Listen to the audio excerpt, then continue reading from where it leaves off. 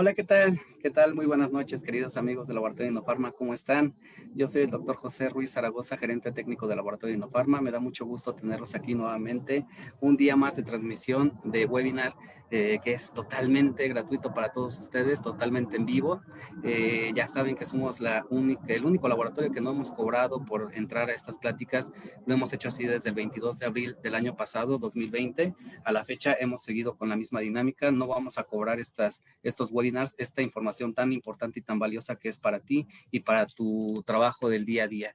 Eh, bueno, pues quiero agradecer a todos nuestros aliados comerciales, a nuestros distribuidores en la República Mexicana. Muchas gracias a todos ustedes que ustedes hacen que también nosotros tengamos pues total interés en apoyarlos. Ustedes nos apoyan a nosotros y de esa forma trabajamos pues de forma conjunta y así vamos a salir adelante bueno, los dos, tanto distribuidor como laboratorio. Muchas gracias a todos nuestros estudiantes. Son bienvenidos nuestros estudiantes de medicina veterinaria, a nuestros pasantes de médicos veterinarios, a nuestros médicos veterinarios ya titulados incluso con algún posgrado que están aquí viendo. Son bienvenidos. Muchas gracias por dejarnos entrar hasta la intimidad de tu hogar o tu lugar de trabajo. Eso lo valoramos muchísimo en Laboratorio Innofarma. Ya sabes que estamos comprometidísimos con fomentar la capacitación constante y la educación continua. Es muy importante para nosotros que tú tengas herramientas para que puedas hacer tu trabajo todos los días. Pues me da muchísimo gusto que otras casas productoras de medicamentos también estén tomando nuestro modelo de trabajo para que ellos también puedan hacer lo mismo. Muchas gracias a ellos que nos están siguiendo y viendo lo que estamos haciendo para que también lo puedan reproducir. Gracias a ellos. Muchísimas gracias a nuestros distribuidores a nivel nacional, ya los dije, a los de internacional en Latinoamérica. Estamos en Guatemala con distribuidora Global Vet, en Perú con distribuidora Improvet, en Panamá con distribuidora Soluciones LM y en República Dominicana con distribuidora Rambet. Ahí ya nos puedes encontrar. Ahí vamos a tener ya algunas dinámicas diferentes a las que estamos haciendo aquí en México, que todos los que nos están viendo de Latinoamérica, pues esta información es súper importante. Solo cambia que las dinámicas pues son diferentes por país. Ya vamos a llegar a tu país pronto, no te desesperes. Argentina, Chile, Ecuador, nos están preguntando de muchos países. Pronto, no es tan fácil llegar a todos ustedes, pero poco a poco lo vamos a hacer. Laboratorio Innofarma somos un laboratorio realmente relativamente joven. Tenemos apenas 12 años como laboratorio de pequeñas especies, produciendo los productos de pequeñas especies, que son todos estos que ven aquí a mis espaldas, y poco a poco se van a ir distribuyendo a nivel de Latinoamérica y ojalá que a nivel mundial. Tendremos noticias de eso un poquito más adelante.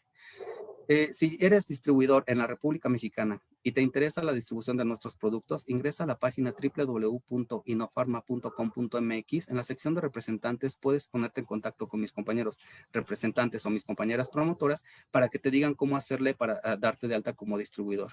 Si eres médico veterinario y te interesa utilizar para tus pacientes los productos de Laboratorio Innofarma, ingresa a la misma página con mis compañeros representantes y promotoras en la sección de representantes y ellos te van a decir cómo adquirir estos productos y te van a decir cuál es tu distribuidor, el distribuidor que te toca o que te corresponde por zona. Y si es necesario, alguno de ellos te hará una visita para que puedas obtener tus productos. O tal vez si quieres ingresar también a la página, en la sección de distribuidores, ahí puedes ver al que te quede más cerca o que te convenga más. Ya será tu decisión. Nosotros nos ponemos a toda tu disposición para que lo puedas hacer. Si no conoces todos los productos de Laboratorio Innofarma, te recomiendo que ingreses a la misma página. Hay una sección que se llama Descargas. En esta sección vas a encontrar dos catálogos, uno de Loeffler, que es la línea que tenemos para animales de producción, grandes especies, y la línea Innofarma, que son todos los medicamentos para pequeñas especies que tenemos. ¿Qué más quería decirles? Pues bueno, ya diciendo todo esto, también gracias a Centros de Estudios Avanzados en Medicina Veterinaria, CEAMVET, del doctor Isidro Castro, a quien le mando un abrazo muy cariñoso. Ellos son los que avalan nuestras constancias de asistencia. Por favor, tramiten su constancia al finalizar la plática del doctor Santiago Teisander, que es a quien tengo el día de hoy. Al finalizar, vamos a poner la liga aquí abajito en los comentarios para que puedas ingresar y tramitar tu constancia. Es muy importante que no nada más pongas tu correo electrónico en los comentarios porque así no te va a llegar. Lo que tienes que hacer es ingresar a esa liga, llenar el formulario con tus datos para que te llegue exactamente como tú quieras, con tu nombre, tu título, en fin, todo lo que tenga que llevar tu constancia y el correo electrónico, que es muy importante, si no, ahí, ¿cómo te va a llegar? Ahí es donde te va a llegar tu constancia. Y bueno, pues cambiando un poquito de tema abruptamente, la medicina interna dentro de la medicina veterinaria es una rama la cual es causa principal de nuestras consultas en el consultorio, hospital o clínica que tengamos o donde trabajemos. Las enfermedades metabólicas cada vez son más constantes y más recurrentes que asistan a nuestro consultorio, a nuestra consulta del día a día. Por eso, el día de hoy traigo a un super especialista, un super médico, buen amigo, un tipazo, de verdad, lo estimo bastante, doctor Santiago Teisandier. Doctor, si ya estás por ahí, especialista en endocrinología. ¿Cómo estás, Pepe? Acá estoy. ¿Cómo andan? ¿Bien? Santi, ¿cómo estás? Buenas noches. Todo en orden por acá. La verdad que todo bien, por suerte. Un placer, la verdad, estar junto a ustedes acá. Así que todo impecable, la verdad. El placer es mío, Santi. De verdad no sabes cómo te he seguido por las redes sociales durante mucho tiempo. Me encanta ver cómo subes tus casos clínicos y pones preguntas y toda la gente está, bueno, los médicos estamos ahí participando, opinando, diciendo diagnósticos presuntivos. Esa interacción de verdad me encanta. Sé que te gusta mucho la docencia. Bueno, cuéntame, además de ser tan joven. No, ¿cómo estás? No, yo tengo 31 años, la verdad que siempre tuve una pasión por la medicina en general. A mí me encanta la medicina en sí toda, te digo. Más allá que yo me dediqué a veterinaria, siempre fui un apasionado por la medicina. Y la realidad, yo creo que algo importante es seguir capacitándose. Por eso siempre agradezco estos espacios, ¿no? Uno dice, yo cuando doy clase en la universidad, digo a mis alumnos, el momento que uno más estudia es cuando termina la carrera. Y después, lógicamente, tuve pasión por la medicina interna y entré en la endocrinología, así una pasión muy grande y siempre también con el tema de investigación, de ir viendo cómo se va cumpliendo todo, de ir viendo los pacientes y viendo si todo se cumple en la realidad y después enseñar lo aprendido. Yo siempre digo, es eso, si no uno se va a morir con sus conocimientos. Yo siempre digo, uno lo que aprende, hay que enseñarlo, porque después hay que transmitirlo a otras generaciones, después uno ya va a pasar, es la realidad. Así que yo creo mucho en todas estas cosas y la verdad por eso te agradezco este espacio para capacitarnos en un tema tan interesante como es la diabetes en felinos, ¿no? Un tema que creo que a todos nos interesa, a todos nos apasiona y todo cambia, ¿no? Porque uno dice, yo escuché esta charla de Santiago en el 2019, pero hoy en 2021 está ahí con nuevas cosas, así que eso es importante.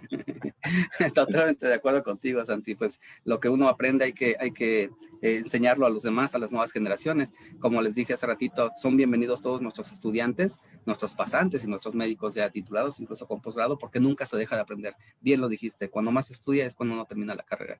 Y efectivamente, uno al transmitir conocimiento no pierde nada. Por ejemplo, te voy a poner un ejemplo que me decía mi papá, el doctor Isidro Castro Mendoza, que dice, si tú me pides a mí una corbata prestada, al final del día me falta esa corbata. Pero si yo te enseño algo, al final del día yo no perdí nada. Qué hermosas palabras, de verdad. Y qué bueno que lo pones en práctica. Te felicito, Santi. Es un honor tenerte aquí. Santi, vamos a hacer ya te estoy hablando de Santi, perdón, doctor Santiago. Vamos a vamos a hacer una dinámica. El día de hoy también tenemos regalito, ¿ok? Ya nos están aquí poniendo nuestros compañeros, bueno, nuestros colegas, queridos colegas, nos están escribiendo desde dónde nos están viendo. Eso nos encanta, saber desde dónde nos ven para ver el impacto que estamos teniendo y si realmente les interesa este tipo de dinámicas y estas charlas. Ya vimos que sí, ya tenemos en vivo 686 personas y no dudo que suba más. ¿Cómo vamos a hacer con esta dinámica? Ya saben, terminamos la charla del doctor Santiago.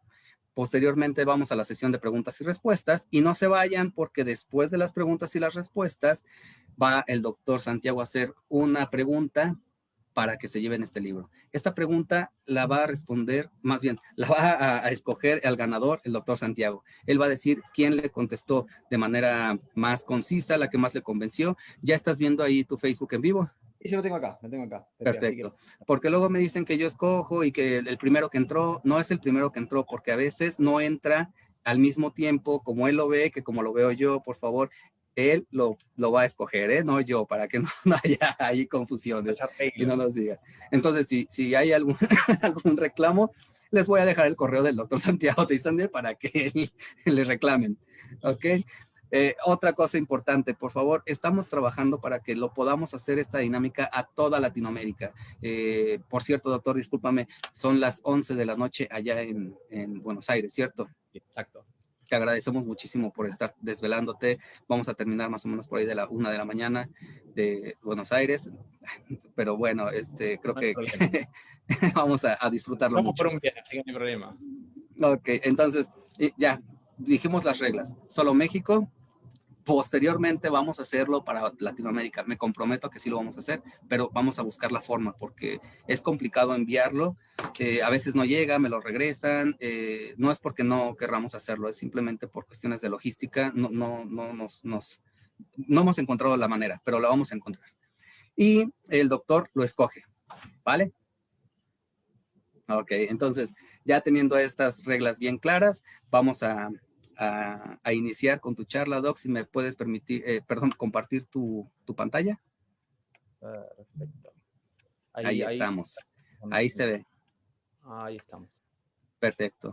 Pues bueno, doctor, nos vamos a finalizar tu charla para la sesión de preguntas y respuestas. Por favor, no se despeguen y no se olviden de visitarnos en las páginas, perdón, en las redes sociales, en Facebook, YouTube e Instagram, como Loeffler-Inofarma, y la página oficial www.inofarma.com.mx.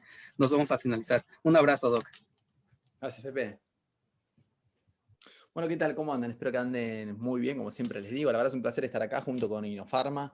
Sí, yo siempre, como le comentaba recién a Pepe, me parece que es una oportunidad bárbara siempre en estos tiempos seguir capacitándose. Creo que la medicina, como siempre les digo, evoluciona todos los años. Entonces uno dice, sí, la diabetes ferina fue cambiando a lo largo de los años. Sí, totalmente. Yo hace ya casi 6 años que hago endocrinología y les puedo decir, esto hace 4 años era una historia, hace 3 otra, hace 2 años y hace 1 otra, ¿no?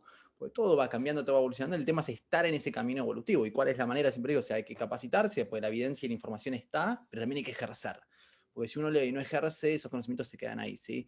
Así que bueno, con la charla que vamos a comenzar es diabetes en felinos. La idea siempre de estas charlas, como siempre les comento, ¿no? Que sea una dinámica bastante ordenada.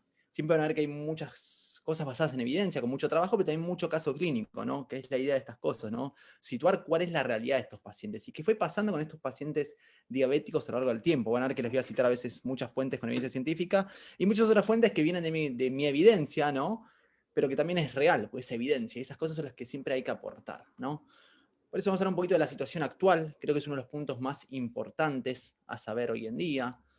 Más allá que hoy en día tratamos de hablar un solo idioma en endocrinología, ¿sí? La Sociedad de Endocrinología, la Sociedad Europea de Endocrinología está tratando de citar estos conceptos, de que en endocrinología hablemos de un solo idioma, que diabetes insulino resistente, que insulino independiente, que tipo 1, que tipo 2, para de todos entendernos, ¿no? Por eso vamos a hablar un poquito cuál es la situación actual hoy en día y cómo clasificamos hoy en día la diabetes en nuestros pacientes felinos.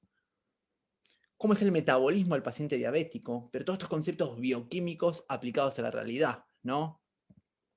Las complicaciones de un, de un paciente diabético, cuáles realmente existen, cuáles no, cuáles son más comunes, cuáles se ven, cómo se ven, ¿sí? Más allá que en este punto hablaremos breve, porque uno me diría, si cetoacidosis diabética es una historia, es un capítulo totalmente aparte, lo mismo con el coma hiperosmolar y demás, pero lo vamos a nombrar y ver varios casos. La terapia, ¿sí? Yo creo que por ahí es el punto que uno está esperando en esta charla, pero bueno, la terapia también vamos a hablar, ¿sí?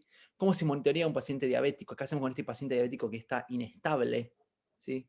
¿Qué es la remisión diabética? ¿Sí? Y por último, como siempre les digo, es a futuro. Esto por ahí, como les digo, en esta charla del 2015, el a futuro es la situación de actual de ahora. Por eso cada día hay que ir viendo la evolución de todo esto. Entonces yo siempre digo, el primer punto cuando llegan a la consulta de estos pacientes, que uno los atiende, diagnostica una diabetes en un felino, ¿no? Siempre la primera pregunta que yo me hago en la consulta es esta, ¿no? Que a veces me la respondo un mes después, ¿eh? Pero siempre es esto, ¿por qué mi paciente es diabético? Porque en parte saber el por qué realmente va a cambiar la terapéutica y va a cambiar la manera de entender a ese paciente. Yo siempre le digo a los propietarios o a los tutores, cada diabético es un capítulo aparte, o sea, no hay fórmulas.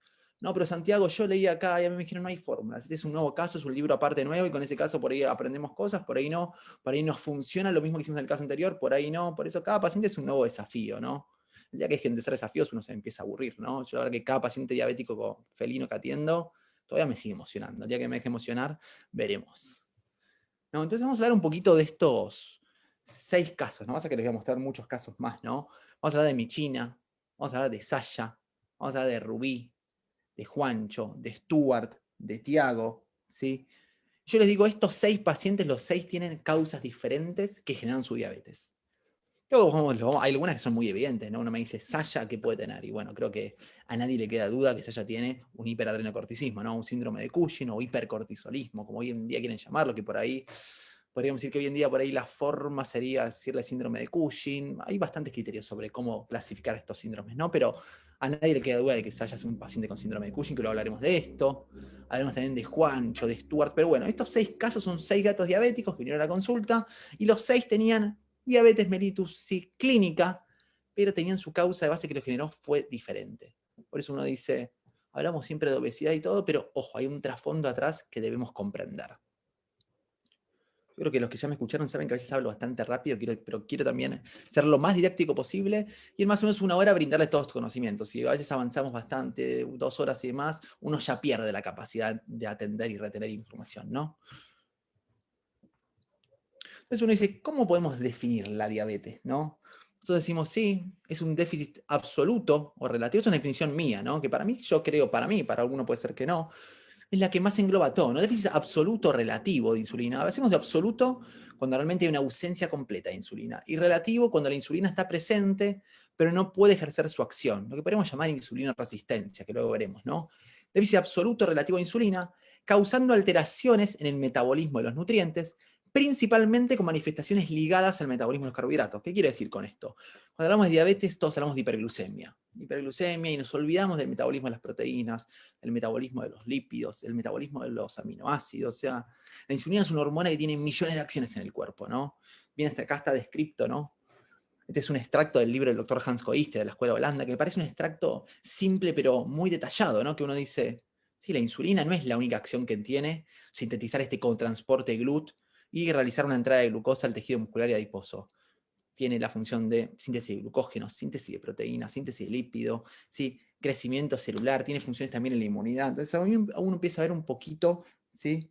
Lo más importante que uno dice, ¿la diabetes es solo hiperglucemia? No, hay un trasfondo atrás que por eso importa y por eso es una enfermedad que compensada es una enfermedad, podríamos llamar, manejable con un pronóstico bueno, descompensada es una enfermedad con un pronóstico mucho más reservado y más dependiendo de qué tipo de descompensación tenga, ¿no? Una cosa es tener un paciente con una infección de tracto urinario a causa de una diabetes y otra cosa es tener un paciente con una cetoacidosis diabética, que es una historia totalmente aparte.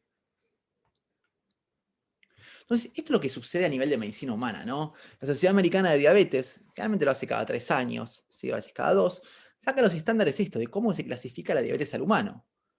Y uno empieza a decir, ¿cuánto de esto se puede extrapolar al felino?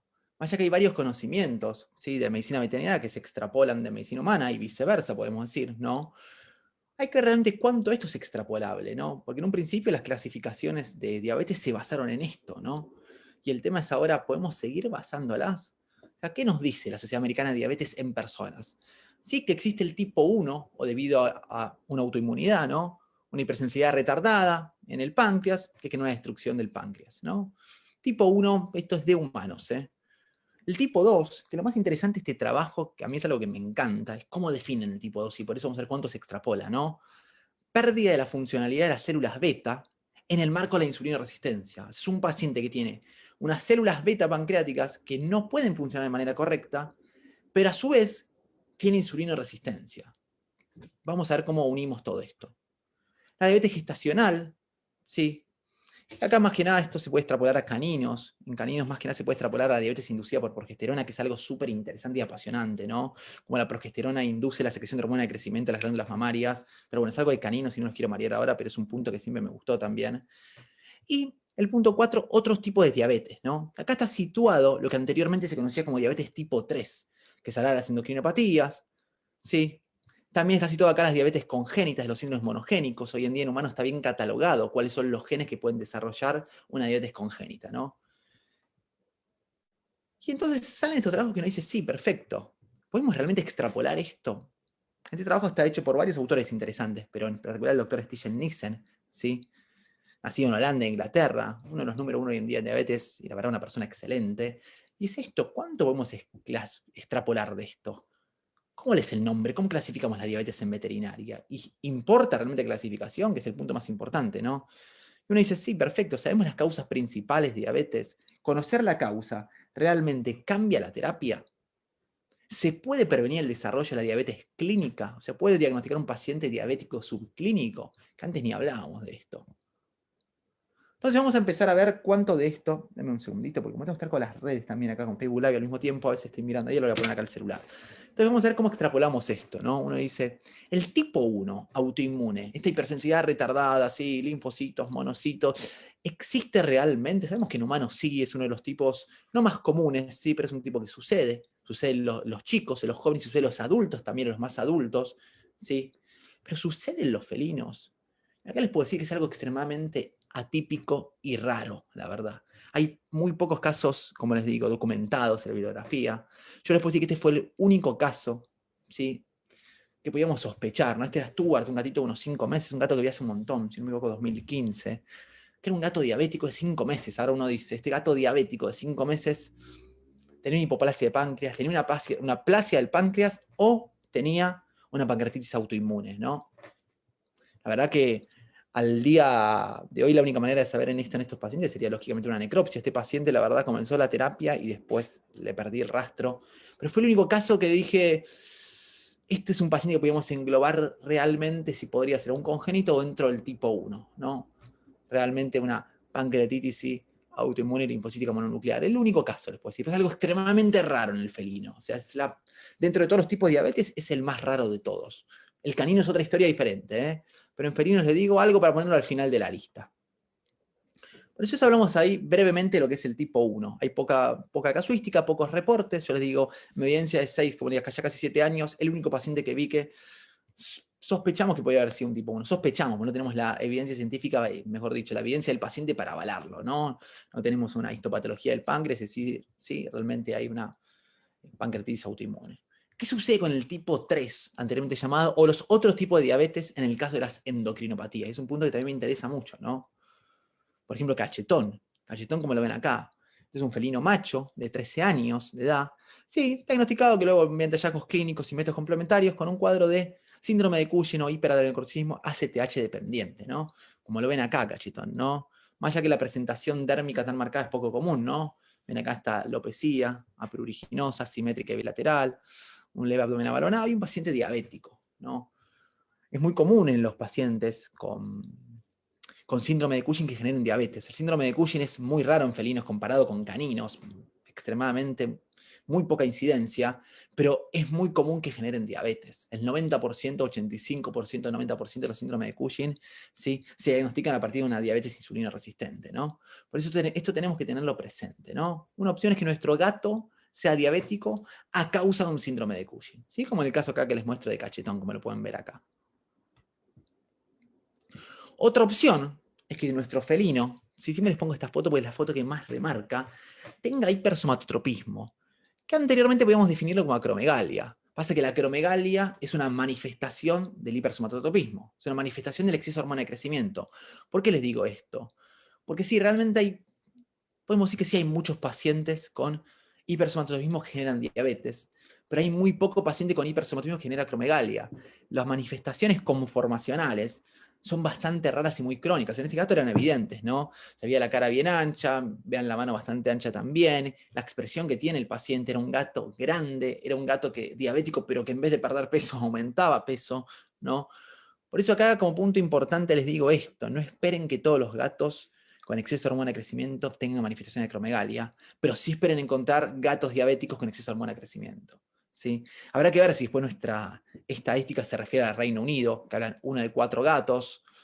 Yo creo que eso todavía estamos en estudio, yo por lo menos vengo evaluando a mis pacientes y todavía les puedo decir que lo que vengo evaluando, por lo menos ahora en mi casuística, no se cumple que 1 de 4 gatos realmente tiene hipersomatotropismo, pero cuando uno va ampliando el número de la muestra, cuando uno amplía el N, se va acercando más a la normalidad y vemos si realmente se cumple esta estadística que 1 de cada 4 gatos, ¿sí?, con diabetes tiene hipersomatotropismo. Que esto nace del Reino Unido, ¿no? La estadística. El caso de Rubí. Rubí es un paciente con hipertiroidismo, y acá sí me atrevo a decirlo porque lo evalúa la evidencia y lo puedo evaluar con mis pacientes, que es extremadamente muy poco común que un gato hipertiroideo genere diabetes. Es extremadamente muy poco. Una diabetes clínica. Puede haber mucho gato hipertiroideo insulino resistente. Sí, con una diabetes subclínica, podemos llamar como veremos. Diabetes clínica es extremadamente poco común. Muy poco común. Yo les debo decir, o sea, la bibliografía habla muy poco de esto, de una incidencia muy baja. Yo le puedo decir que mi casuística, yo creo que ya llego a los 39 gatos hipertiroideos con 2 gatos diabéticos, o sea, no es un gran número, les puedo decir. E incluso también llama muchísimo la atención en que realmente uno trata el hipertiroidismo en estos pacientes, y esto sí está descrito y sucede, y la diabetes persiste totalmente igual. Entonces también se habla que hay mucho paciente con predisposición a diabetes, que luego veremos, y que el hipertiroidismo, entre comillas, la desarrolla, pero la diabetes persiste después. Eso es interesante, ¿no? Pero en el último lugar, el hipertiroidismo, uno tiene un felino, un endocrinopatía diabético y sospecha una endocrinopatía de base, el hipertiroidismo en el último lugar de todos, como causante de la diabetes, ¿sí? Entonces, esto es lo que será el tipo 3 o lo que podemos llamar otros tipos de diabetes, ¿sí? Ahora vamos a hablar del tipo más común, que es este, ¿no? El tipo 2, que se define como esto: fallo de células beta en el marco de la insulina resistencia. ¿Qué nos dice esto de interesante, no? Que sí que va a haber factores genéticos y factores adquiridos de insulina resistencia, ¿no? Que luego veremos cuáles son. Esto va a generar insulina resistencia. ¿Qué es insulina resistencia? Afinámoslo simple. Es incapacidad de la insulina de ejercer su acción por un efecto prereceptor en el receptor o el postreceptor, ¿sí? Por distintas alteraciones, la insulina no puede ejercer su acción. Si la insulina no puede ejercer su acción, no puede introducir ni la glucosa ni metabolizar los lípidos, empieza a haber hiperglucemia e hiperlipemia. Esto, si el paciente tiene un páncreas funcional, principalmente las células beta pancreáticas funcionan de manera correcta, dicen: perfecto, yo felino tengo un factor genético adquirido, insulina resistencia, se elevó mi glucemia, y el páncreas dice: perfecto, si yo funciono bien, puedo secretar más cantidad de insulina. Y secretar más cantidad de insulina, voy a ser un paciente no diabético, o sea, un paciente insulino resistente no diabético. Por eso no todos los felinos con obesos son diabéticos.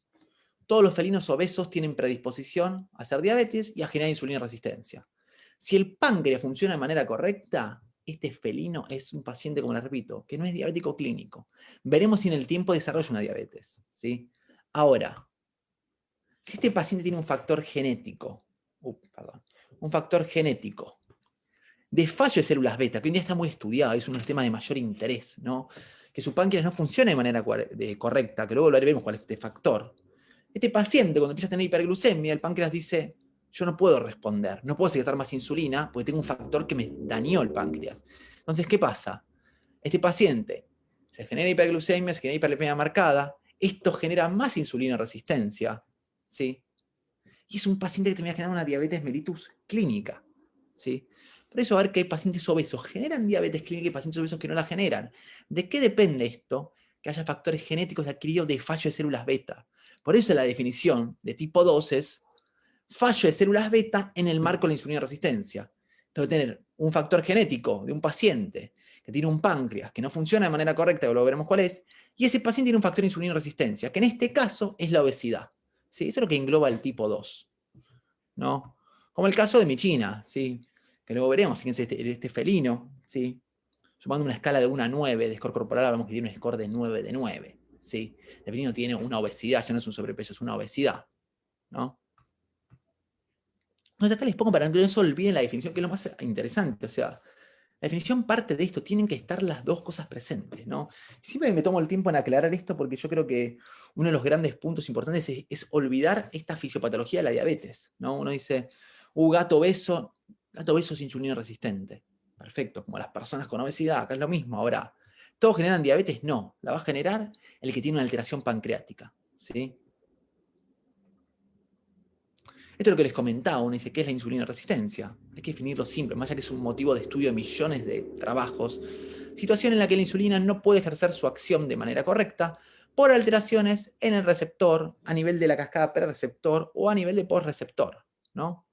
Y acá va a haber factores genéticos que veremos y factores adquiridos. Tienen que estar las dos cosas presentes. O sea, todo esto que estamos viendo ahora es lo que tiene que estar presente para que este paciente genere una diabetes, ¿no? Factores adquiridos lo hablaremos, pero el principal sin duda es la obesidad, ¿sí? Hablaremos igual de todo esto ahora. Vamos a empezar por orden, ¿no? Tengo paciente, insulina resistente. ¿Qué factores genéticos puede tener este gato? Una, ser macho.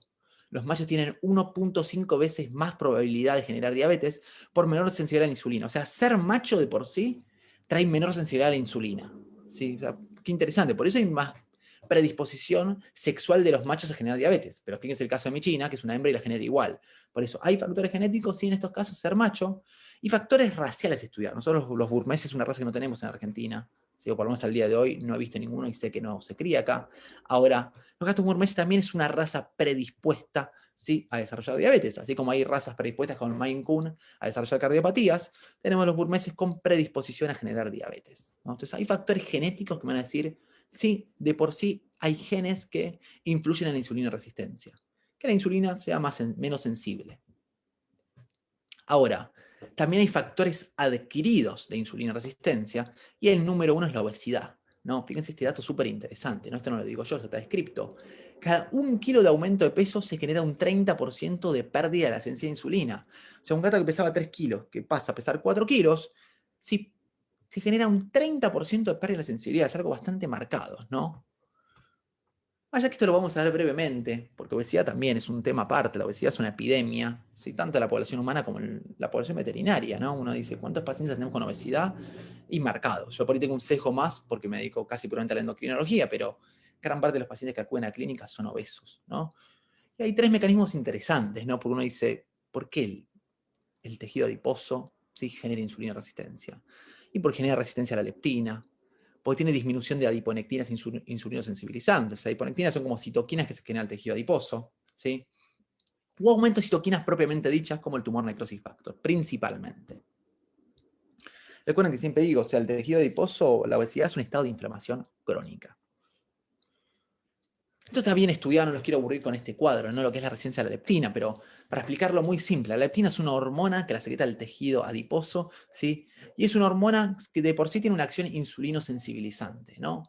Que aumenta la sensibilidad a la insulina. Ahora, ¿qué sucede?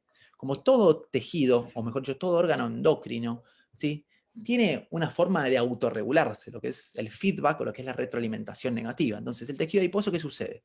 Hay tejido adiposo que está leptina cumple su acción. Hay mucho tejido adiposo, hay mucha secreción de leptina. El cuerpo, ¿qué dice? Perfecto, tengo mucha secreción de leptina, voy a autorregularla y voy a hacer una retroalimentación negativa. Y es cuando se empieza a generar este mecanismo que hasta el día de hoy tampoco está tan entendido, ¿no? Porque más allá que la mayoría de ejes hormonales funcionan así, es que tiene un par de cositas más interesantes, ¿no? Y realmente se crea este mecanismo de resistencia a la leptina, que la leptina no puede ejercer su acción de manera correcta. Entonces, si la leptina era insulinosensibilizante y no puede ejercer su acción de manera correcta, se empieza a generar insulina resistencia, ¿sí? Este es uno de los mecanismos más estudiados del tejido adiposo para generar insulina resistencia. Si acá está bien claro, los quieren trabajos hay, en humanos es un punto de estudio muy importante. Fíjense, este trabajo lo describe bien los efectos de la leptina, ¿sí? Entonces, bien claro, aumento de la leptina, resistencia a la leptina. La leptina tiene acción en estos órganos, ¿no? Sistema inmune, insulinoresistencia, el aparato reproductor. ¿Sí? De acá también viene que muchos de los diabéticos tienen a veces estadios leves de inmunosupresión. ¿Sí? Esto está más estudiado en humano, sí, pero bueno, en felinos generalmente como la mayoría están castrados no lo vemos. El tema de la infertilidad también asociada. Otro de los mecanismos estudiados, como les decía, el tejido adiposo se encarga de secretar también sustancias, que son llamadas adiponectinas, son unos mensajeros que se secretan a sangre. Bien, perfecto. Tienen varias acciones importantes, ¿no? Como podemos ver acá, esto está en inglés, pero lo vamos a ver detallado, ¿no? Sensibilidad a la insulina, oxidación de los ácidos grasos, vasodilatación, ¿sí? Ahora, ¿qué sucede en estos pacientes? Hay gran cantidad de tejido adiposo, hay supresión de las adiponectinas por otras adiposinas, entonces empieza a haber un déficit de estas sustancias. ¿Y qué empieza a haber? Si tenía acciones en el sistema inmune, hay un déficit en el sistema inmune. Si tenían acciones insulinosensibilizantes, empieza a haber insulinoresistencia. Y tenían acciones de vasodilatación, empieza a haber una vasoconstricción. De acá viene que esto veremos que no se extrapola a los felinos, que hay muchos humanos o personas con diabetes e hipertensión. Veremos por qué realmente esto no se llega a cumplir en felinos, luego lo veremos en detalle, porque es algo extremadamente muy poco común, no me atrevo a decir nunca porque veremos luego, pero que los diabéticos generen hipertensión. Es más, le digo, siempre que hay un diabético hipertenso, busque otra causa de base, ¿sí? No la diabetes en sí. Y el tumor necrosis factor, una citoquina bastante potente, también secretada por el tejido adiposo, con varias acciones, ¿no? Como ya la conocemos. No os quiero aburrir con esto, nada más quiero mostrar la evidencia, ¿sí? Se atrae macrófagos al tejido adiposo por apoptosis de las células, secretan tumor necrosis factor, insulina resistencia e inhibición de otras adiponectinas. Entonces, en conclusión, perfecto, tenemos factores genéticos de insulina resistencia, factores adquiridos, que está la obesidad, y también hay un punto importante que hay factores adquiridos que tienen que ver con la hiperglucemia. O sea, la hiperglucemia, principalmente por el estrés oxidativo, lleva a que la insulina tampoco pueda ejercer su acción de manera correcta. ¿Sí? O sea, el mismo estado de hiperglucemia hace que la insulina no pueda actuar de manera correcta. Bien, entonces hasta acá vimos la primera parte, que un felino tiene factores genéticos y adquiridos de insulina resistencia, pero decíamos que para configurar este tipo 2 tiene que también tener factores de fallo de células beta, genéticos y adquiridos. Hablamos primero de los genéticos, esto es lo más estudiado. ¿Sí? Hay una sustancia que es la amilina. La amilina es un producto normal secretado por las células beta, que se secreta, mejor dicho, se sintetiza cada vez que se secreta insulina, ¿no? Tiene una estructura que cuando la amilina se empieza a formar, se empieza a depositar como amiloide. Y antes se creía, esto estaba estudiando en los trabajos, que perfecto, que el amiloide extracelular era importante, ¿no? Uno decía, bueno, tengo una histopatología de un páncreas diabético, de un felino, y hay amiloide extracelular, y bueno, en un felino que supuestamente seguramente era diabético. Ahora, se empezó a ver que esta estructura llamada amiloide se depositaba en los páncreas de los diabéticos y en los páncreas de los no diabéticos. Entonces empezaron a decir, el defecto no está a nivel extracelular. Y se empezó a ver que el efecto era intracelular, ¿no? Que a su vez, cuando estas células beta empezaban a formar, ¿sí? Todo este proceso de formación de la insulina, así que no nos vamos a meter ahora, ¿sí? Se empezaba a formar esta sustancia amilina, y si había un defecto en la cascada de formar todos estos oligomeros, o sea, hasta formar el amiloide, este efecto formaba sustancias tóxicas que hacían que la célula muera. Entonces es un defecto en la formación de la amilina intracelular. Entonces, esto también es uno de los puntos de estudios más importantes en medicina humana, porque acá está uno de los factores que dice, este páncreas está fallando, ¿no? Y empieza a entrar en juego esta situación asociada a otros pacientes. Se empezó a ver también en las personas, ¿por qué no todas las mujeres que están gestando generan diabetes y algunas sí? Ahora, las que generan diabetes es porque tienen este factor de fallo de células beta, o transmitido, mejor dicho, a algunos de nuestros pacientes, lo que hacemos nosotros, de los felinos, ¿sí? O podemos hablar de los caninos. ¿Por qué no todos los felinos, o mejor dicho, un porcentaje de felinos con Cushing no generan diabetes? ¿Será porque no todos tienen este factor de células beta?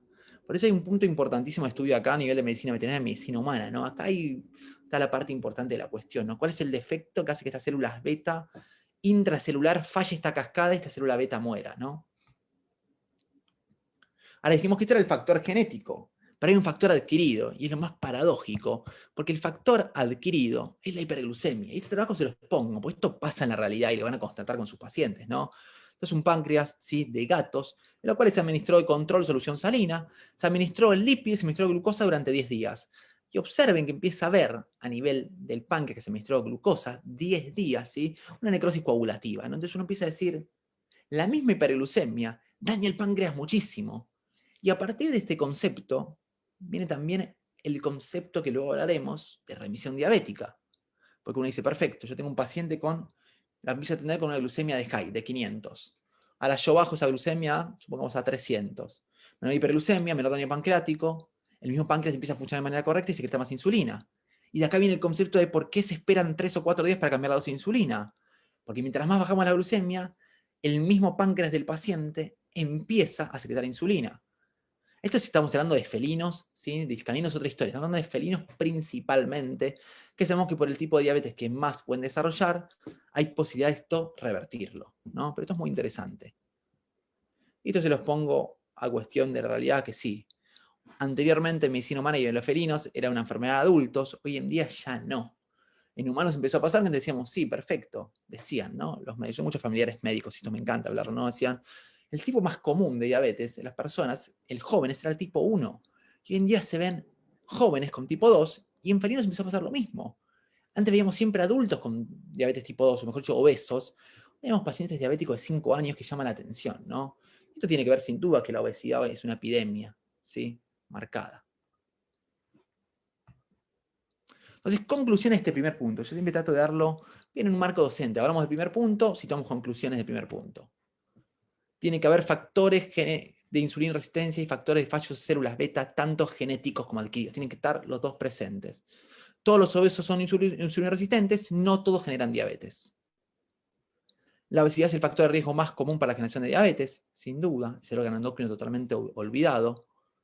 Eso con el punto 1, ¿no? Por eso yo siempre creo importante que hay que situarnos actualmente dónde estamos parados. Porque hoy en día se saben más cosas, hoy en día aprendemos más de los trabajos, más de todo está médicos que están estudiando bien a nivel molecular qué sucede, ¿no? Más allá que nuestro campo de acción es la clínica. Uy, perdón.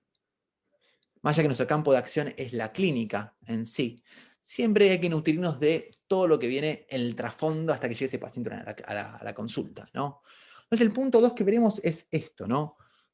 ¿Cómo se presentan estos pacientes a la consulta? ¿No? Y hablaremos de este punto que antes no se hablaba, los pacientes prediabéticos. Se nombraba, pero no están del todo clasificados. Esto de medicina humana, veremos cuánto se extrapola, ¿no?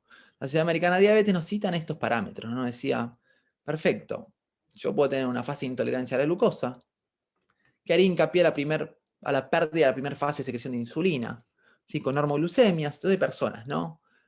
¿Sí? Y glucemias postprandiales e hiperglucemias en ayuno.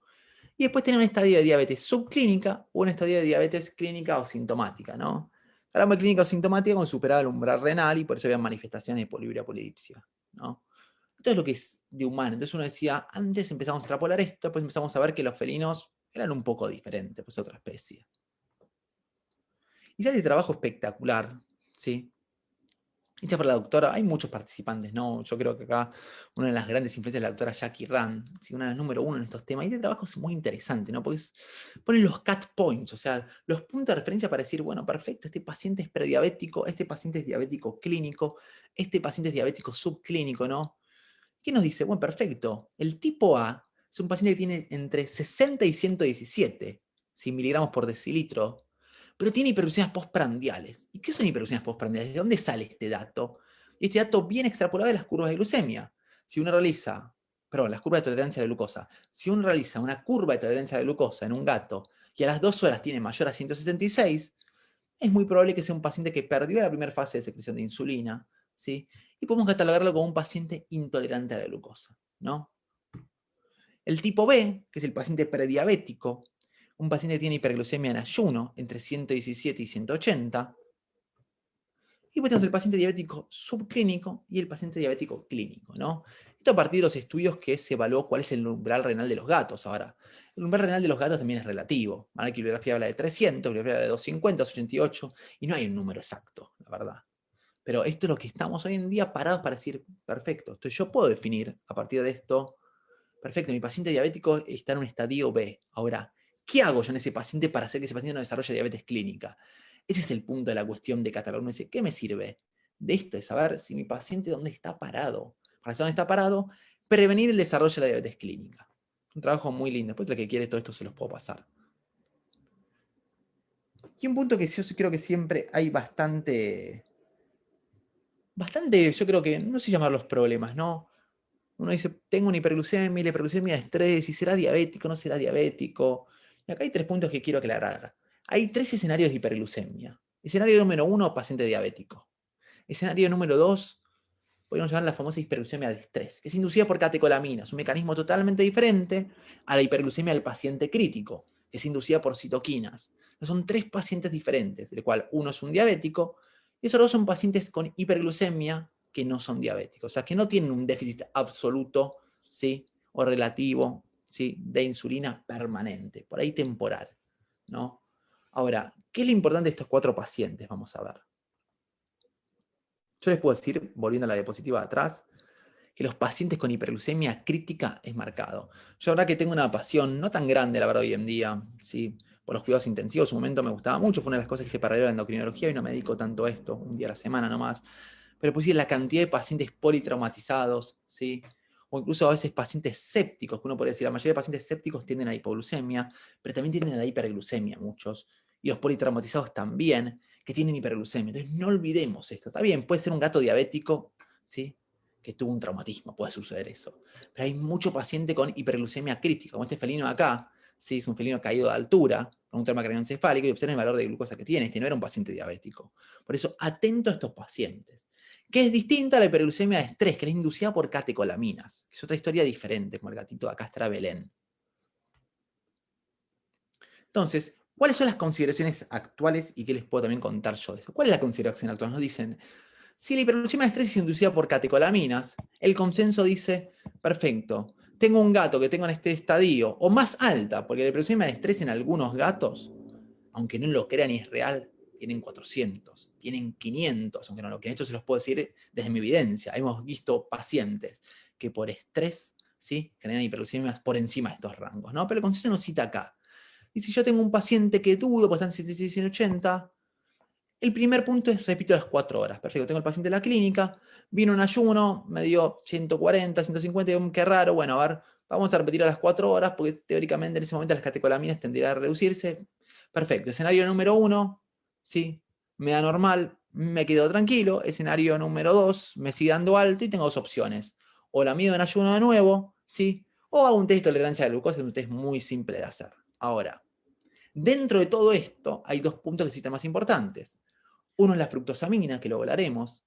Acá vamos a ver que la fructosamina tiene especificidad o sensibilidad, porque hay mucho gato diabético recién diagnosticado que tiene fructosamina normales. Por eso específica, tengo un gato que tiene una glucemia de 180, 170, fluctuando, y tiene una fructosamina elevada, muy posiblemente sea un paciente que va a estar en un estadio diabético, sí, fluctuándose. Si tengo una fructosamina normal, es más probable que sea una hiperglucemia de estrés. Ahora, el punto más importante es que la gran mayoría, esto se los digo, está avalado totalmente, ¿no?, por la ciencia, la gran mayoría de pacientes diabéticos tiene cuerpos cetónicos en orina. Por eso uno de los estándares se dice, perfecto, puedo medir fructosamina, ¿sí? Puedo medir hiperglucemia en ayuno, puedo hacer test de tolerancia a la glucosa, pero puedo agarrar una tira de orina y medir cuerpos cetónicos. Y si tengo cuerpos cetónicos en orina, es muy probable que ese paciente sea diabético, ¿sí? Cuando hablo de cuerpos cetónicos en orina, no es hablar de cetoacidosis, ¿eh? Yo digo que la gran mayoría de diabéticos no tratados tienen cuerpos cetónicos en orina. Algunos, cuando se acumulan en exceso, generan cetoacidosis. Es otra historia diferente, ¿sí? Ahora, les vamos a mostrar varios casos, ¿no? Este era el caso que tenemos de acá, de Piri, ¿sí? Piri era una gatita muy interesante, ¿no? Una gatita que, como la ven acá, con una obesidad terrible, ¿sí? De 14 años. Tuvo una glucemia de 208 en ayuna, tuvo una glucemia de 130 en ayuno, pero una gata extremadamente miedosa. A mí realmente me quedaba, de sincero, la duda. Digo, ¿será un paciente diabético? Perfecto, tiene todo para hacerlo. También es una hembra, pero es una hembra con un peso marcado, es una hembra sedentaria. No tenía síntomas, no tenía poliuria, ni polidipsia, ni polifagia. Tenía dos mediciones en glucemia en ayuno elevada, o sea, por encima de 180, una, y la otra, mejor dicho, una por encima de 180, otra entre 117 y 180, ¿no? Y dije, bueno, tenemos opciones. Medirla en ayuno nuevo o hacer un test de tolerancia a la glucosa. ¿Qué hicimos con Piri? ¿Sí? Con Piri hicimos un test de tolerancia a la glucosa, ¿no? Generalmente hay que poner el catéter un día anterior para que el gato no se estrese, ¿sí? Se toma una muestra basal de glucosa, se inyecta 0,5 gramos kilo de dextrosa, ¿sí? Y se mide y a las 2 horas, recuerden que si estaba por debajo, por encima de 176, era catalogado como un paciente intolerante a la glucosa. Piri tenía una glucemia en ayuno de 102 y una glucemia a las 2 horas en 49. Listo, se acabó la historia. Piri posiblemente es una gata obesa, puede ser que sea insulina resistente, ¿sí? Y el otro punto importante es que las glucemias que tenía elevadas eran por el estrés que generaba este animal al venir a la consulta. Este animal tiene que bajar de peso, sin dudas, capítulo aparte, pero ya sabemos con este test que este paciente no tiene una diabetes clínica. Incluso el test de tolerancia a la glucosa está normal. Miren el caso de Juana. ¿Por qué les digo el caso de Juana era diferente? Juana era una gatita con una glucemia de ayuno de 142, de 170, de 198, 3 veces la media Juana, la verdad, porque era una gatita incluso que vivía en un hogar de ancianos, ¿no? Y a veces me costaba decir realmente los datos de este paciente, ¿no? Ahora, ¿qué tenía de diferencia Juana? Que Juana tenía síntomas, es un punto importante, tenía poliuria, polidipsia, ¿sí? Y otro importante es que Juana tenía cuerpos cetónicos en orina y una fructosamina elevada. O sea, había una historia diferente. Por eso hay que ayudarse de todos los marcadores. Glucemia en ayuno, ¿sí? Hay que ayudarse a los test de tolerancia de glucosa, hay que ayudarse a la fructosamina y hay que ayudarse a los cuerpos cetónicos. Englobando todos esos datos, uno puede decir, sí, este paciente es un paciente diabético o es un paciente con hiperglucemia de estrés. Bien, pasando ya a este punto de metabolismo, denme un segundito, lo vamos a poner acá, así no interrumpo cada vez que miro la pantalla. Pasando a este punto importante de lo que decimos metabolismo diabético. ¿Qué nos referimos con esto, no? ¿Qué sucede en el cuerpo de estos pacientes diabéticos, no? Una definición muy importante es esta, ¿no? Dice starvation of cells in the midst of plenty, ¿no? O sea, células que están muertas de hambre en el medio de la plenitud. Y uno dice, y la diabetes teóricamente es eso, ¿no? Porque tengo un paciente que está con hiperglucemia, pero el cuerpo siente la sensación de hipoglucemia, ¿no? Súper paradójico. O sea, déficit relativo absoluto de insulina. Se alteran las vías metabólicas, porque el cuerpo dice, perfecto, yo tengo hiperglucemia, pero siento que tengo hipoglucemia. Entonces, ¿qué hago? Empiezo a generar más cantidad de glucosa. Entonces, ¿qué secreto? Glucagón, hormona de crecimiento, cortisol, catecolaminas, citoquinas. ¿Y esto qué genera? Genera varias cosas importantes. En el hígado, ¿sí? Empezar a metabolizar los depósitos de glucógeno para formar más glucosa. En el músculo, hacer proteólisis para que estos aminoácidos vayan al hígado y hagan gluconeogénesis.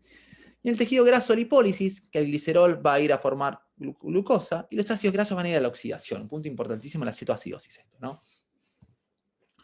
¿Todo esto con qué finalidad? Aumentar la glucemia en un cuerpo que ya tiene un exceso de glucemia, pero el cuerpo siente que lo necesita. Bien, traducido esto en la signología clínica, veamos ahora si me ven, es esto, ¿no? Si se genera proteólisis y lipólisis, va a haber pérdida de peso, ¿sí? Si se genera hiperglucemia, supera el umbral renal, empieza a haber poliuria polidipsia. Y porque falta inhibición del centro de alimentación, porque no se estimula por el centro de saciedad, hay polifagia. La tríada de un paciente diabético. Poliuria, polidipsia, polifagia y pérdida de peso, pero traducida de la bioquímica.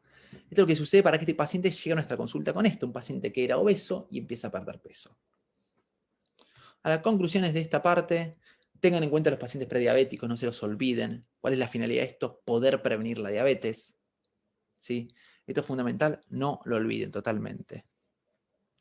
Acá me preguntan un punto importante para no retrasarnos si podemos explicar el test de tolerancia a la glucosa. Lo voy a explicar ahora para que después no se pierda esta pregunta. El test de tolerancia a la glucosa es un test que se realiza, ¿sí? Tomando una muestra basal de glucosa, se aplica 0,5 gramos kilo de dextrosa endovenosa, ¿sí? Y se va tomando muestras principalmente, más allá que hay distintos estudios, la muestra que tiene mayor valor es a las 2 horas. Van a que hay distintos trabajos, hay un trabajo que cita 1 gramo kilo de dextrosa. A la que les puedo decir dos cosas importantes. Una, en ese trabajo está detallado los efectos adversos, principalmente síntomas neurológicos, y sí me atrevo a decir que con 0,5 gramos kilo de dextrosa a todos los pacientes que se los hice, realmente generan a veces un parpadeo intenso. Algunos pacientes entran en un momento de depresión, por eso les digo que con 0,5 gramos kilo he tenido mi susto haciendo el test de tolerancia a la glucosa, por eso no me atreví nunca a usar 1 gramo kilo. Incluso en muchos valores estandarizados con 0,5 gramos kilo. Por eso, en mi caso les digo, si lo van a realizar, utilicen 0,5 gramos kilo de dextrosa, ¿no? Después, el que quiera, hay un trabajo también interesante, se los puedo mandar para que chequen y vean todos estos datos. Bien, complicaciones de estos pacientes, ¿no? Para ir avanzando y que no se nos vayan aburriendo, ¿sí? La más común de todas, complicación aguda a la cetoacidosis diabética. Yo siempre les pongo varias cosas importantes. Un paciente diabético que no come, estén atentos, ¿sí? No es lo mismo cetosis que cetoacidosis. Hay muchos pacientes con cuerpos cetónicos que no tienen un estado de cetoacidosis, ¿sí? Recuerden que hay tiras reactivas de orina, ¿sí? Recuerden que hay tiras reactivas también para medirlos en sangre. Y tienen que estar las tres cosas presentes. Ceto, tiene que haber cuerpos cetónicos sí o sí. Tiene que haber un estado de acidosis, otro punto importantísimo. Y la única forma de hacer una acidosis es hacer una gasometría. Los felinos no tienen capacidad de regular el equilibrio ácido-base mediante la respiración. Por eso nunca van a ver un felino con respiración de Kussmaul, jamás. ¿Sí? Una respiración bien profunda. Y lo otro tiene que ser diabético. O sea, cetoacidosis diabética. Eso es algo fundamental. Pero yo respondo a una pregunta. Me preguntan si solo le hacemos hemoglobina glicosilada. La hemoglobina glicosilada es especie específica. O sea, hasta el día de hoy no hay hemoglobina glicosilada de felinos. Por eso la hemoglobina glicosilada de humanos no tiene gran valor. Hay un trabajo que salió en el 2020 que la hemoglobina glicosilada de humanos se podría usar en caninos. Es un solo trabajo que hay de Japón, ¿sí? Que indaga esto. En felinos todavía no hay nada. Por eso hemoglobina glicosilada no realizamos en felinos porque es especie específica, ¿sí? Y tenemos acá la de humanos. De felinos tengo entendido que hasta el día de hoy no hay en ningún lado. Bien. Es una complicación gravísima. La cetoacidosis diabética, siempre lo repito, es una patología que tiene que ser manejada por el médico que hace cuidados intensivos, ¿sí? Yo realmente, como les digo, mucho tiempo me dediqué a esto, hoy en día lo me sigo dedicando, pero cuando tiene la consulta de endocrinología un paciente con sospecha de estar dando cetoacidosis, se va a la UCI. Y es fundamental. Son pacientes que generan complicaciones severas y la principal complicación, ¿sí?, es generar un estadio de sepsis, ¿sí?, o un estadio de inflamación sistémica. Como en el caso de acá, este paciente, fíjense, cachafaz, ¿sí?, con un edema cerebral marcado, una postura de rigidez por descerebración, unas pupilas midriáticas, un estado comatoso. Por eso, atento a estos pacientes. Yo se los puse acá, interesantísimo, es otro trabajo muy lindo porque es un trabajo que nos ayuda a veces en el día a día, ¿no? Que con las mismas tiras de orina, ¿sí?, se pueden medir cuerpos cetónicos en sangre, ¿no?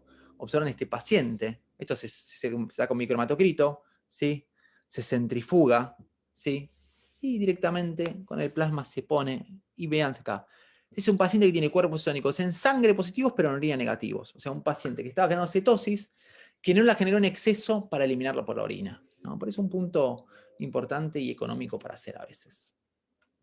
Bien, segunda complicación aguda, extremadamente poco común, el coma hiperesmolar. El coma hiperesmolar es muy poco común en los felinos y los caninos. Principalmente se cree que es por la capacidad de excreción de glucosa que tienen estos pacientes. ¿Sí? Fíjense que uno de los criterios para definir coma hiperosmolar, como todos los algoritmos o criterios de cuidados intensivos, hay distintos score, y nos dicen acá, sí, perfecto, para que un paciente tenga un coma hiperosmolar, tiene que tener falla renal concomitante. ¿Por qué? Porque esto hace que no se elimine la glucosa. Entonces, por eso no es algo tan común que suceda el coma hiperosmolar en los felinos o en caninos. También un felino que hace una semana está con glucemia high, y el felino ese está, entre comillas, y no se descompensó, como si nada sucediera. ¿Sí? Esa es la complicación. Hablando de complicaciones crónicas, una de las más comunes, la neuropatía diabética. ¿Sí? La neuropatía diabética, hay varias teorías, ¿no? Más allá que había una primera de las teorías que tenía que ver con las células de Schwann, ¿sí? Hoy en día la teoría más acertada, más allá que este trabajo es un trabajo viejo, pero hasta el día de hoy no se estudió más esto, tiene que ver con una alteración vascular, ¿sí? Se ve más que nada los capilares a nivel de los nervios, ¿sí? Que irrigan los nervios, y se vio que hay una alteración vascular que generaba daño a los nervios periféricos. Y el daño a los nervios periféricos, ¿sí? Es algo punto importante, ¿no? O sea, podríamos decir, tendería a generar un síndrome de motoneurona inferior. Y el principal signo de este síndrome es la debilidad. Entonces yo siempre les digo, todos los gatos tienen neuropatía diabética, porque la mayoría de gatos van a ver que están con debilidad, y cuando uno los trata, van a ver cómo superan esa debilidad. Van a ver que los pacientes, los propietarios van a empezar a decir, este gato no se sube a las alturas, este gato no camina tanto. Y algunos de los gatos manifiestan ya una debilidad marcada, ¿sí? Con atonía, atrofia muscular, y generan la típica marcha plantígrada. Pero todos los gatos tienen neuropatía diabética, algunos más clínica que otras, ¿sí? Le puse acá varios casos bastante clínicos, en este caso el caso de Chanel, una gatita también vi hace bastante. Chanel era una Sphinx, fíjense. Ya acá cuando la atendimos, había ya una postura plantígrada y había, fíjense, una atrofia muscular del bíceps femoral. Y observen cómo camina, ¿no? Chanel. No solo con debilidad, sino este paciente apoyaba directamente, observen. Las plantas, pero tengo un caso mucho más lindo que es el caso de Milo, ¿sí? Porque Milo era plantígrado y palmígrado, las dos cosas.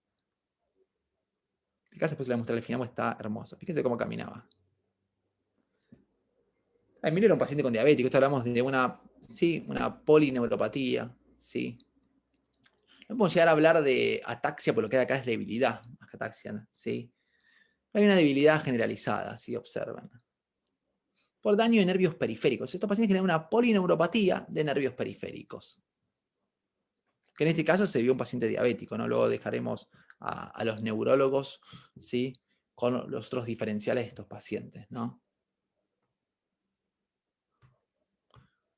Y la otra complicación que está detallada, pero no, es la nefropatía diabética. Acá hay un punto importante, que siempre lo recalco, ¿no? Y esto está extrapolado muy de medicina humana. Realmente, sí, nosotros podemos decir, la diabetes sí genera proteinuria, pues se genera una endoteliopatía, se daña este endotelio por la glucosa, pero realmente la diabetes en felinos no genera hipertensión. Y esto no lo digo yo, ¿no? Lo dice la evidencia científica. Yo a su vez realmente lo veo en mis pacientes. Yo no, paciente diabético, hipertenso, siempre hay una causa detrás. O son enfermos renales, alguno puede decir, perfecto. La diabetes llevó a la hipertensión, ¿sí? O era un paciente, pero la enfermedad renal crónica llevó a la hipertensión y era diabético, o la diabetes generó hipertensión y generó enfermedad renal. Está bien, hay mucho trasfondo ahí, pero la gran mayoría de diabéticos no son hipertensos, ¿sí?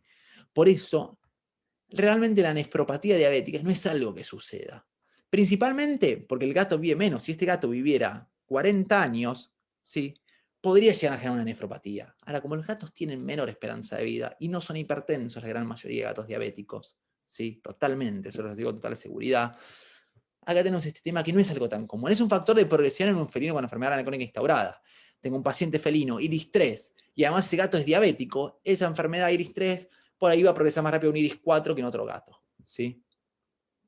Y esto es fundamental. Siempre recuerden que somos clínicos y que hacemos medicina interna. Yo tengo un felino que tiene proteinuria, calmémonos un poco. Vamos a ver si la proteinuria realmente es renal, porque hay mucha proteinuria postrenal. Hay pacientes que tienen infección de tracto urinario, paciente que puede tener urolitiasis, Cuidado con estos puntos, siempre cuando clasificamos proteinurias. Esto es lo que les comentaba, y lo veo muy a menudo, más allá que lo dice la evidencia científica, lo puedo constatar. La gran mayoría de gatos diabéticos son normotensos. ¿Sí? Luego veremos, como les digo, las técnicas todas ya las conocemos, distintos consensos para cómo se toma la glucemia, iba a decir, hablando de diabetes, la presión arterial. Pero es un punto marcado, por eso lo recalcamos y importancia. Si tiene un gato hipertenso, busquen enfermedad renal crónica, busquen el exceso de aldosterona, ¿sí? Busquen el hipertiroidismo por ahí, pero diabetes, yo le diría que no digo que no lo piensen, pero al final de la lista, bien lejos.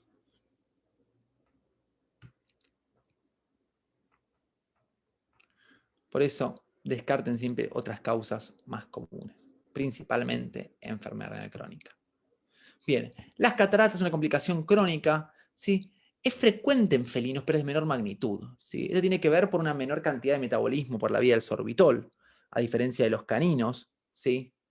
Los caninos es una complicación muy común, en los felinos sucede, pero la única manera de verla es mediante fondo de ojo. La verdad que yo siempre digo que a los felinos diabéticos, también a los caninos, hay que realizar una consulta oftalmológica. Hay muchos pacientes felinos con cataratas. Ahora, se ve solo por fondo de ojo. Ahora, si ese gato pudiera hablar, por ahí nos dice si realmente veo un poco más borroso. ¿Sí? Bien, conclusiones de esta parte. La neuropatía diabética es la complicación crónica más común en los felinos. A veces es solamente debilidad. Complicaciones agudas, el coma hiperosmolar es totalmente infrecuente. La cetoacidosis diabética sí sucede al respecto. Y bastante. Bien, pasando ya al punto de terapéutica. Y acá hay 7 puntos fundamentales. Nos decimos 7 ejes fundamentales. Vamos a ver todos detallados en sí, ¿no? Yo les digo, sí, vamos a ver nuestro objetivo. Vamos a ver los factores con respecto al tutor. Vamos a hablar un poquitito del tema de nutrición, del ejercicio, la insulinoterapia, los factores generadores o complicadores. Y el monitoreo del paciente. Punto número 1, ¿no? Hay que tener bien en claro los objetivos. ¿Qué es lo que quiero yo? Controlar los signos clínicos, que este paciente no tenga ni poliuria, ni polipsia, ni polifagia. Uno dice, ¿por qué quiere controlar los signos clínicos? Porque si el paciente no tiene poliuria ni polipsia, me está indicando que esa glucemia debería estar menor a 300. O sea, es un indicador indirecto de la glucemia. Evitar las complicaciones, prevenir las hipoglucemias, ¿sí? Y otro punto importante es esto, estamos hablando de felinos. ¿Cuál es el principal objetivo del felino? Que remita su diabetes, o sea, que el felino tenga remisión diabética. Acá vamos a hablar de esto al final de esta clase. Bien, por eso en la cabeza siempre objetivos claros de lo que yo quiero realizar. Y mejor dicho, lo que debo realizar. Con respecto al tutor responsable, ¿sí? O propietario anteriormente, o tenedor responsable, hay que tratar de que tengan claro la situación, hay que tener un entrenamiento previo. Ahora que les quiero mostrar toda la pantalla. ¿Sí? Tengan en claro esto, es una persona que viene a la consulta con su gato, ¿sí? Y uno le tiene que explicar que ese gato que hacía mucho pis realmente es un diabético y usted, señor o señor, va a tener que aplicar la insulina cada 12 horas y algunos gatos se de por vida. Entonces hay que tratar de situar esa situación real, ¿no? Lógicamente esta persona procesa esta información, procesar le va a llevar más tiempo, por ahí está 3, 4 días en, entre comillas, asimilar todo esto. Pero ya en la primera consulta tenemos que decirle, esto es así, así, así, así, y esto hay que hacer esto y lo otro, ¿no? Pensé que son, o sea, personas ajenas a la medicina, que para ellas es un momento de frustración, es un momento feo este momento de la consulta que uno está diciendo esto, es un momento de preocupación, por la cabeza de las personas pasan otras cosas. A veces hay que tener esto, empatía con el tutor responsable y ponerse en el lugar de otro, ¿no? Fíjense que tener un animal diabético, van a ver que hay muchos estudios que hacen que lleven realmente a que las personas se alteren bastante, ¿no? Incluso más allá que había un estudio que hablaba de suicidio, ¿no? Pero hay que poner un poquito de empatía, que decir, yo le estoy diciendo a este tutor responsable una situación bastante compleja, que para mí puede ser, como les digo, un caso más interesante y decir más, pero hay que ponerse también en el lado, no solo del paciente, sino también del tutor responsable, ¿sí? Ahora, entrenamiento previo, por ahí en su vida viene una insulina, una inyección. Control marcado, esto es totalmente partidario. El felino hay que tener un control marcado, pues es un paciente que puede remitir. Ahora, el control marcado lo tenemos que dictaminar nosotros. Después veremos si se puede cumplir o no, pero está en nosotros decir, sí, a este felino hay que controlarlo de esta manera. Si el propietario o el tutor lo puede cumplir, luego veremos. ¿Sí? Perfecto. Entonces depende del afecto y relación con la mascota. Perfecto. Sigamos con el tema de nutrición. Yo acá no me voy a meter mucho en esto, porque yo no hago nutrición. Lo que sí les puedo citar varios puntos importantes, ¿no? Varias cosas ya sabemos. Y hay un fundamento interesante que sí está este tema de cómo asimilan las proteínas, estos ferinos, toda esta historia bastante linda que, bueno, se la vamos a dejar a los nutricionistas, pero acá sí se los quiero explicar, ¿no? Esto viene fundamentado filogenéticamente, ¿no? Los gatos en la naturaleza se alimentaban de ratones y aves. Esto hace que su tracto digestivo haya menor amilasa en saliva, en el tracto gastrointestinal, baja cantidad de glucoquinasa, ¿sí? Y que obtienen carbohidratos a partir de fuentes proteicas. Y esto es súper interesante, ¿no? O sea, a partir de proteínas. El organismo del gato está fisiológicamente hecho para obtener a través de las proteínas los carbohidratos. Por eso también es importante que lo veremos las dietas altas en proteínas y bajas en carbohidratos, ¿no? Entonces uno dice, a partir de acá viene esto, que la mayoría de dietas adecuadas para un felino, ¿qué son adecuadas? Que tenemos la posibilidad de este felino que regule sus signos clínicos, pero que permita la remisión diabética. Son las dietas altas en proteínas, son requerimientos bastante altos, 40-45% de energía metabólica, y extremadamente bajos en carbohidratos. Fíjense, 12-15%, muy bajos, ¿sí? Siempre orar las kilocalorías. Ya no existe más esto de decir, come una porción. ¿Qué es una porción? ¿Sí? O una taza. ¿Qué es una taza? Una taza así, no, kilocalorías que después hay que pasar, las traduciremos, ¿sí?, en cantidad. Y siempre lo mismo, según el estado del paciente. Hoy en día hay distintas escalas, hay distintas guías, distintas asociaciones, distinta bibliografía. Dice, sí, puedo catalogar a mi gato un score de 1 a 9, y a partir de acá veré cuánto es el peso ideal. Y a partir del peso ideal, vamos a ver si tengo que hacer restricción o no restricción. Las dos cosas, porque hay gatos diabéticos que tienen que recuperar peso, y hay gatos diabéticos que tienen que perder. Y constante con horarios en cantidad. Acá hay millones de esquemas. Yo le puedo decir que el esquema que a mí más me funciona, ¿sí? O mejor dicho, el que más utilizo yo y he visto que mejores resultados me ha dado, van a ver que hay un montón de esquemas. Uno cuando lee dice, puedo elegir este esquema, este o el otro, ¿sí? Acá está esta situación, ¿no? Uno dice, perfecto, estimo totalmente los requerimientos metabólicos de mi paciente. Lo que realizamos a veces es la ración constante cada 12 horas con el momento de aplicación de la insulina y dejando el restante. Le doy de comer X cantidad de gramos y el restante queda en el día. Hay esquemas que hablan de dividir la comida en 4 veces, hay esquemas ad libitum, ¿sí? Hay muchos esquemas. Yo les puedo decir que el mejor resultado nos ha dado con este. ¿Qué es mejor resultado? Pacientes que remitieron su diabetes, ¿sí?, y que lograron un control adecuado. El tema del ejercicio, si el ejercicio regula el GLUT4, ¿sí?, regula el flujo sanguíneo, incrementa el consumo de glucosa. ¿Cómo hacemos ejercicio en un gato? Comida en altura, rascadores, enriquecimiento ambiental. ¿Sí? Hay muchas cosas para hacer acá. Bien, y llegamos al punto que creo que todos estaban esperando acá, importante, ¿sí?, que es este punto que tiene que ver en sí con la terapia, ¿no? Y principalmente con la insulinoterapia. Acá también van a encontrar muchos trabajos interesantes. Yo les puse estos dos, pues son dos trabajos muy completos. O sea, la información está. Uno dice, Santiago, ¿cuándo está la información? Después, lógicamente, uno va teniendo pacientes y va formando la información. Uno dice, bueno, perfecto, voy formando todo esto.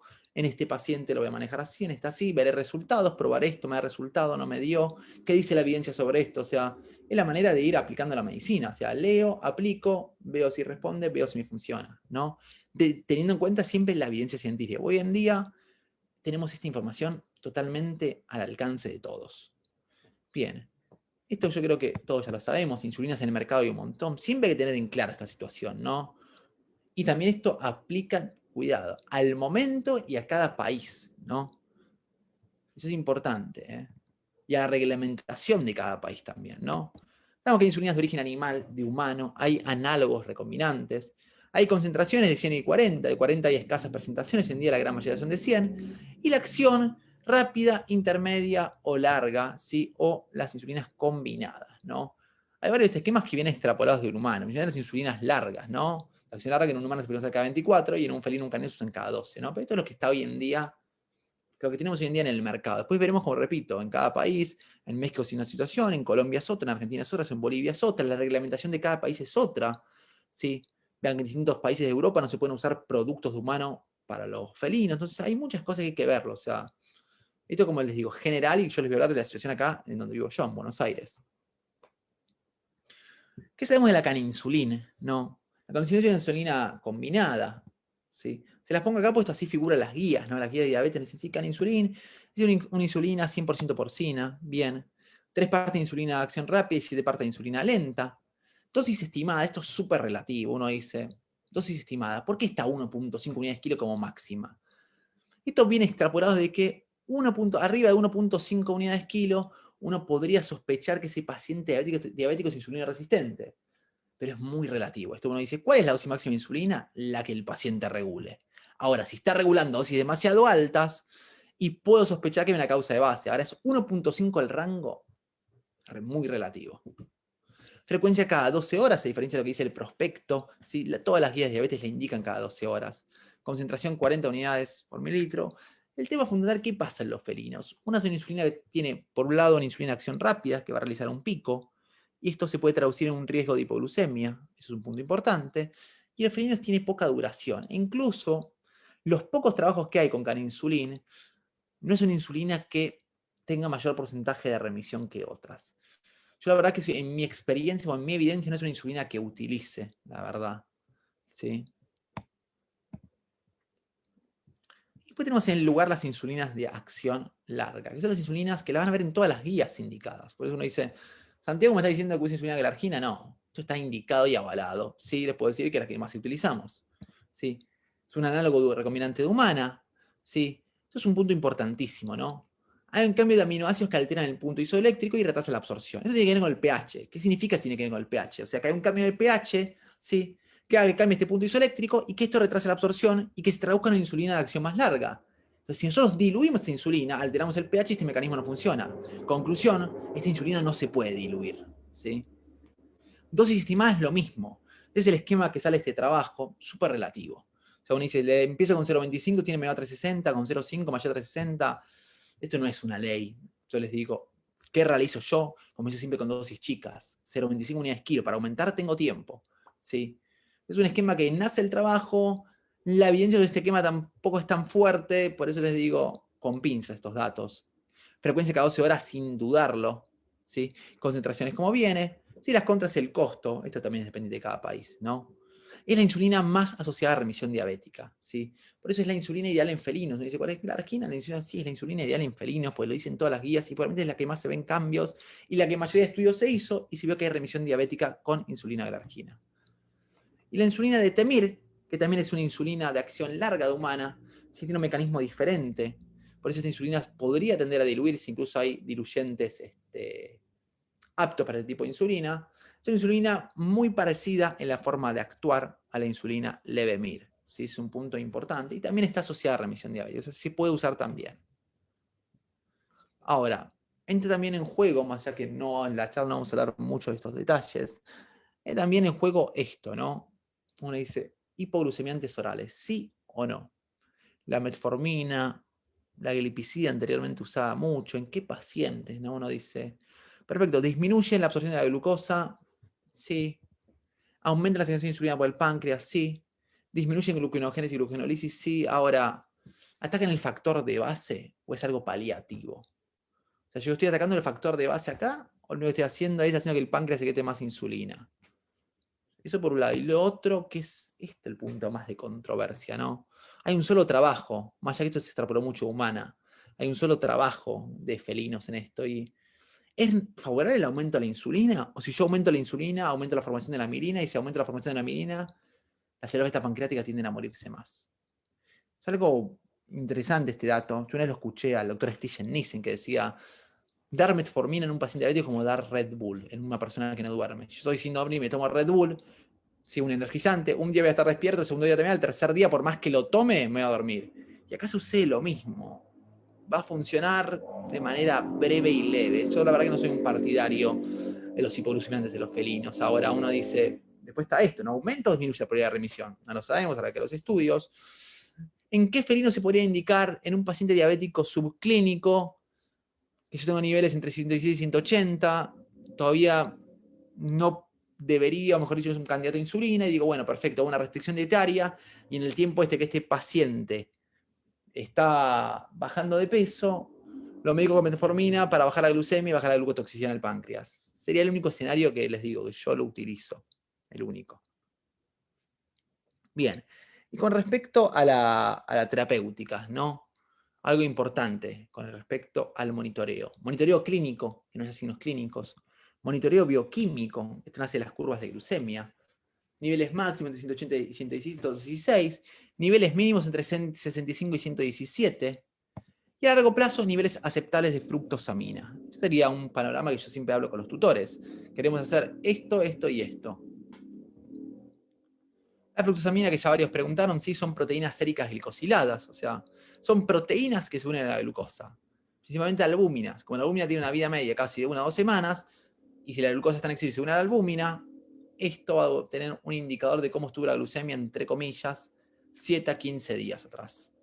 El tema es que como tiene distintos factores que la alteran, principalmente si el paciente tiene hipoalbuminemia o si el paciente tiene hipertiroidismo, ¿sí? Esto es un punto importante.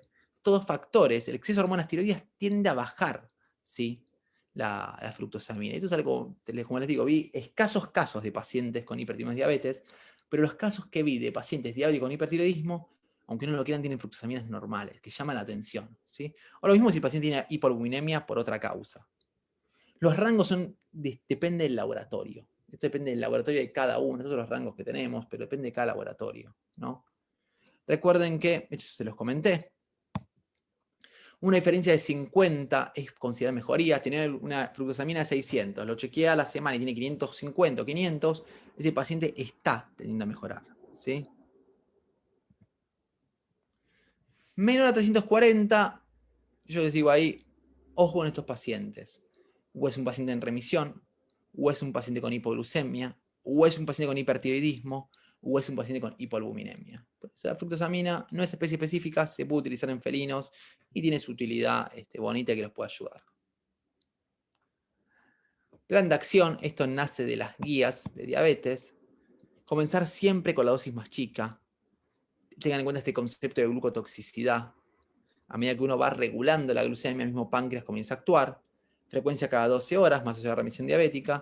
Evitar cambio de dosis antes de los 5 o 7 días, a menos que haya cambios mínimos. Si yo tengo un paciente que tengo glucemia 600 cada 12 horas, ¿sí? Durante 4 días, no lo voy a esperar 5 o 7. ¿Sí? Acá también hay que poner en juego el sentido común y la lógica, ¿no? De cómo traducir esta información. Y monitoreo estricto momentos antes de la insulina y ver los niveles que tiene sería lo ideal. Y esto lo recalco siempre que sea necesario realizar curvas. Hoy en día cambió un poquito el panorama, ¿sí? Porque antes nosotros teníamos más que nada los glucómetros, hoy en día están estos monitores, ¿sí? Freestyle de glucosa continua, el laboratorio Abbott, no es que le haga promoción al laboratorio, pero es el único que hay hoy en día vigente. Y son estos sensores que se colocan, esto mide la glucosa líquida intersticial, se puede medir con el sensor con una aplicación de celular. Si realmente hay una variación, uno podría decir, mide la glucosa líquida intersticial, hoy en día en felino no está estadificado, pero se cree que hay un 10 a 20% de variación. El tema es que esa variación casi no es significativa. Yo tengo un gato que tiene 200 y que tenga 180, ese 10% mucho no me va a cambiar mi pronóstico, ¿sí? Y la ventaja que tienen es que es mucho más, como este video justito, cómo se coloca, que no se puede observar. La colocación es muy simple, ¿sí? Y nos da muchísima información, la verdad. O sea, realmente, yo a todo felino diabético indicamos medición de glucosa y hoy en día indicamos, sin duda, medidores continuos de glucosa. Fíjense que este trabajo incluso es de 2020, ¿sí? Es algo que todavía, lo que está validándose es cuánto realmente, se puede usar sin duda, lo que está validándose es realmente los valores, ¿sí? Que tenderían a variar en un felino. Pero como les digo, por lo menos en lo que venimos evidenciando, lo que viene diciendo la evidencia, una variación muy pobre que no sería del todo significativa.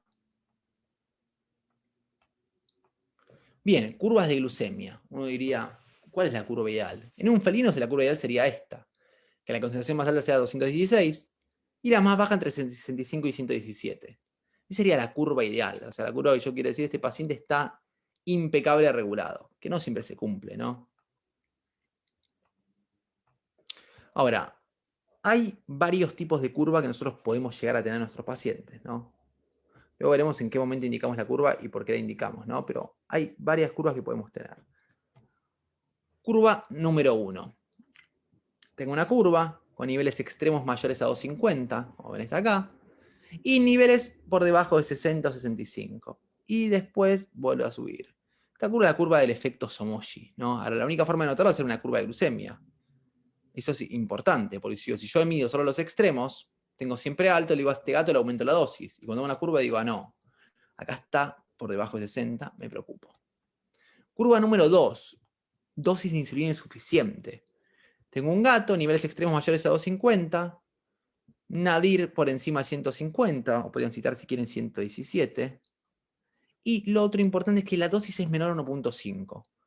Hablamos de 1.5, a veces hablamos de 2, porque después viene esta curva, que es totalmente igual, que lo que cambia es el dosaje, que es la curva de insulina resistencia. En esta curva seguramente aumentará el dosaje de insulina, en esta curva aparece una enfermedad base. Y curva número 4, que es poco común en felinos, pues están medicados cada 24 horas, la curva de poca duración. Tengo niveles extremos mayores a 250, pero tengo un nivel bajo menor a 150. ¿Sí? 4 escenarios posibles. El tema más fundamental es cuándo realizo las curvas. La curva no se realiza para ver dosaje. Eso yo realmente a veces disiento mucho con... Diagnosticamos al diabético, lo dejamos internado para ver a qué dosis regula. Un gato diabético recién diagnosticado en la clínica se estresa, ver a qué dosis regula, pasa esta dosis diferente a los 4 días. La curva se hace cuando tengo un paciente que no regula, un paciente que no tiene inestable, que no mejora los signos clínicos, que algo que me llama la atención al paciente, que digo, no está del todo bien. Ahí realizamos la curva, es para ver el factor que hace que no regule.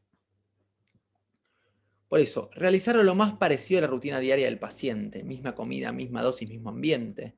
Hay distintas escuelas, ¿no? Yo voy más con esta escuela norteamericana que sí. Fíjense, la curva de un paciente diabético en la casa y en la clínica, el mismo paciente. Y es otra situación. Esto también es también dependiente del paciente, si más allá del entorno, ¿no? Por eso, la curva siempre en la casa. Le voy a mostrar 3 casos, ¿sí? Importantes. Acá tenemos el primero de todos. ¿Sí?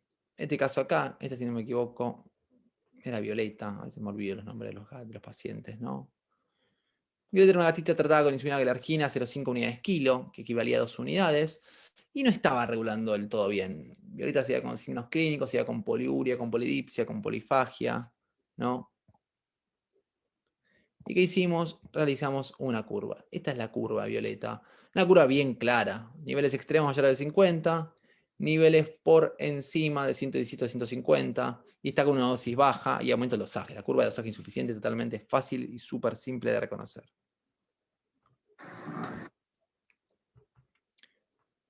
Caso número 2. Este era un caso también súper simple. Este es el caso de Michina, 0,5 unidades kilo, en este gatito también. No respondía, curva de glucemia, un paciente bien claro con un efecto Somogyi, clarísimo la verdad. ¿Por qué? Porque tiene niveles extremos mayores de 250, nivel por debajo de 60 o 60, y después vuelve a subir de nuevo. En este paciente, ¿qué hacemos? Hay que averiguar 2 cosas. O si era un exceso de dosis de insulina, o si el gato no estaba comiendo adecuadamente. 2 posibilidades solo que pueda suceder un efecto Somogyi. Esto no se lo olviden, el efecto Somogyi es una respuesta fisiológica. Una respuesta fisiológica mediada por las hormonas contrarreguladoras, eso es fundamental. ¿Sí? ¿Qué hacen las hormonas contrarreguladoras? Aumenta la glucemia para evitar que baje. El tema es que esto puede durar a veces 24 a 72 horas. Por eso, diagnóstico, demostrar hipoglucemia, ¿sí? Y demostrar hiperglucemia en el paciente. Y siempre averiguar si fue por un exceso de dosis de insulina o si fue realmente porque el paciente no comió. Por eso siempre comenzar con dosis, chicos. Esto lo vamos a pasar. Bien. Y conclusiones de la parte de terapia al respecto. Siempre seguir los 7 ejes terapéuticos, ¿sí? Comenzar con insulinoterapia lo antes que se pueda o se deba. Monitoreo estricto del paciente, tanto clínico, bioquímico a corto y a largo plazo. Tener en cuenta los factores con respecto al tenedor responsable. Los factores con respecto a la insulina, si está bien conservada o no, si está vencida o no. Los factores con respecto al dosaje. Los factores de enfermedad de base, no se lo olviden las enfermedades de base, ¿sí? Las endocrinopatía que pueden generar, ¿sí? Insulina resistencia y diabetes clínica. Bien, y vamos a hablar de uno de los últimos puntos de la clase. El objetivo número 1 es la remisión diabética. ¿Qué es esto, no? Situación en que los signos clínicos desaparecen, la glucemia se normaliza y el paciente es independiente de insulina y de hipoglucemia. O sea, es un gato que no requiere más insulina. Ahora, ¿cómo es definido? Por intervalos de normoglucemia de un mes. Esto es fundamental. A partir de acá yo puedo decir que el paciente está en remisión diabética. Anteriormente se llamaba diabetes transitoria. Este dato siempre lo repito. Cuando uno lee los libros más antiguos de Nelson, del libro Nelson Couto, van a ver que diabetes hablan de diabetes transitoria. Y después se empezó a ver que esto era conocido como remisión diabética. Es un dato bastante nuevo esto, bastante nuevo porque hablamos de 10 años, ¿no? Pero un dato nuevo. Esto que anteriormente se llama diabetes transitoria, hoy se llama remisión diabética. ¿Sí? No significa curación. En este gato el efecto en el páncreas permanece. Quedan intolerancia a la glucosa, pero no todos, ¿no? Realmente había un trabajo que citaba eso. Nosotros esto sí lo realizamos. Lo realicé solo en 2 pacientes. Con remisión hicimos curva de tolerancia a la glucosa y esos 2 pacientes en remisión eran tolerantes a la glucosa. Entonces, algunos felinos no tienen cura, lógicamente, pero su páncreas funciona de manera correcta. Ahora, ese páncreas sigue con fallo de células beta. Si hay un efecto marcado en insulina resistencia, vuelven a generar diabetes clínica. Probabilidad de remisión. Perdón, dieta baja en carbohidratos y alta en proteínas. Inicio temprano de insulina, siempre iniciar la insulina antes que se pueda. Estricto control. Ver las enfermedades concomitantes. ¿Sí? La edad del paciente, lógicamente, mientras más adulto es el gato, lógicamente menor probabilidad tiene de remisión al respecto. Iniciar a los 6 meses de diagnóstico, esto es fundamental, ¿sí? Por eso, con respecto a los gatitos en remisión diabética, es un caso muy interesante, porque estos dos, más que remisión diabética, es algo común que se suele lograr, ¿sí? En este caso lo pongo siempre porque son 2 gatos diabéticos de la misma familia, pero que no tenían parentesco, ¿no? Estos gatos al día de hoy están en remisión diabética, ¿no? Y siempre les pongo estos 2 casos porque digo, me llama la atención como 2 gatos que no tenían un linaje, no compartían sangre ni nada, no había consanguinidad de nada, eran los 2 gatos diabéticos, los 2 remitieron. Y uno de los gatos remitió y bajó de peso, y otro de los gatos remitió y no bajó de peso. ¿Y qué es la importancia de este dato? Que realmente algo que mantiene el estado diabético es la misma hiperglucemia, porque la misma hiperglucemia daña el páncreas, ¿sí? Y eso es importante, ¿no? O sea, como uno dice que realmente el factor de daño de células beta es tan importante, este factor adquirido, ¿no? De hiperglucemia. Este es el caso también de otro gatito en remisión diabética, Milo, que Milo hoy en día está bárbaro, ¿sí? Incluso lo tengo que ver en el control este viernes, un gatito que no vi hace un montón, ¿sí? Y pueden ver que acá Milo tuvo una remisión diabética espectacular y miren cómo camina Milo hoy en día, miren cómo se encuentra hoy en día, jugando, caminando. O sea, la neuropatía no mejoró 100%, pero realmente una mejoría muy marcada al respecto, ¿eh?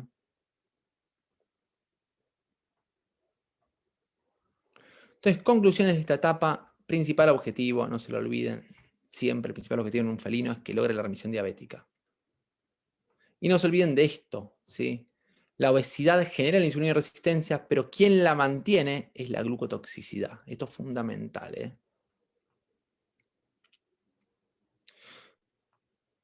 Y a futuro, esto se le pongo, no tan a futuro, porque hoy en día ya lo sabemos, ¿no? Por eso le pongo test abajos. Uno a futuro, sin duda, el uso de los freestyles. Esto va a cambiar muchísimo. Ya está cambiando el panorama de los felinos con diabetes, ¿sí? El uso de los monitores continuos de glucosa cambió mucho esta historia, ¿sí? Totalmente. El uso de las sincretinas, ¿sí? El uso de las sincretinas, más allá de este trabajo viejo, las sincretinas son unas sustancias, ¿sí? Que estimulan, mejor dicho, estimulan a veces la síntesis de insulina, ayudan a regular la glucemia en los pacientes, ¿sí? Acá tenemos varios, este trabajo habla más que nada del péptido similar al glucagón. El tema, lógicamente, que cuando se usan incretinas, aumenta más la probabilidad de remisión diabética. El tema también fundamental es que este tenedor responsable debería aplicar 2 cosas, el tema es bien si las puede aplicar de manera correcta, bastante complejo. Y lo otro, no se olviden nunca, es un trabajo viejísimo, un trabajo del doctor Stichen Nissen, cuando hablaba de esto en el 2007 diciendo: ¿qué pasa con la acromegalia o el hipersomatotropismo? Es una endocrinopatía no diagnosticada y acá está pasando lo mismo, ¿sí? Realmente es una enfermedad que hay una gran incidencia, ¿sí? No sé todavía, no sabemos todavía si por lo menos en Argentina es la gran incidencia que hay en el Reino Unido, pero hay mucho paciente diabético, ¿sí? Que de base tiene hipersomatotropismo. Y no todos los gatos con hipersomatotropismo, ¿sí? Tienen acromegalia. Por eso, atento a estas cosas. Por eso les pongo a futuro, no tan a futuro, porque estas son otras cosas que ya lo sabemos, ¿no? Así que bueno, así concluimos justito con el tiempo, con esta charla de diabetes, traté de dejarles en una hora un panorama un poquito completo de qué sucede con estos pacientes, qué estamos viendo hoy en día, bueno, qué va a ir cambiando, ¿no? Pues esto en un año va a ser otra charla con otros datos y otras cosas diferentes, ¿no?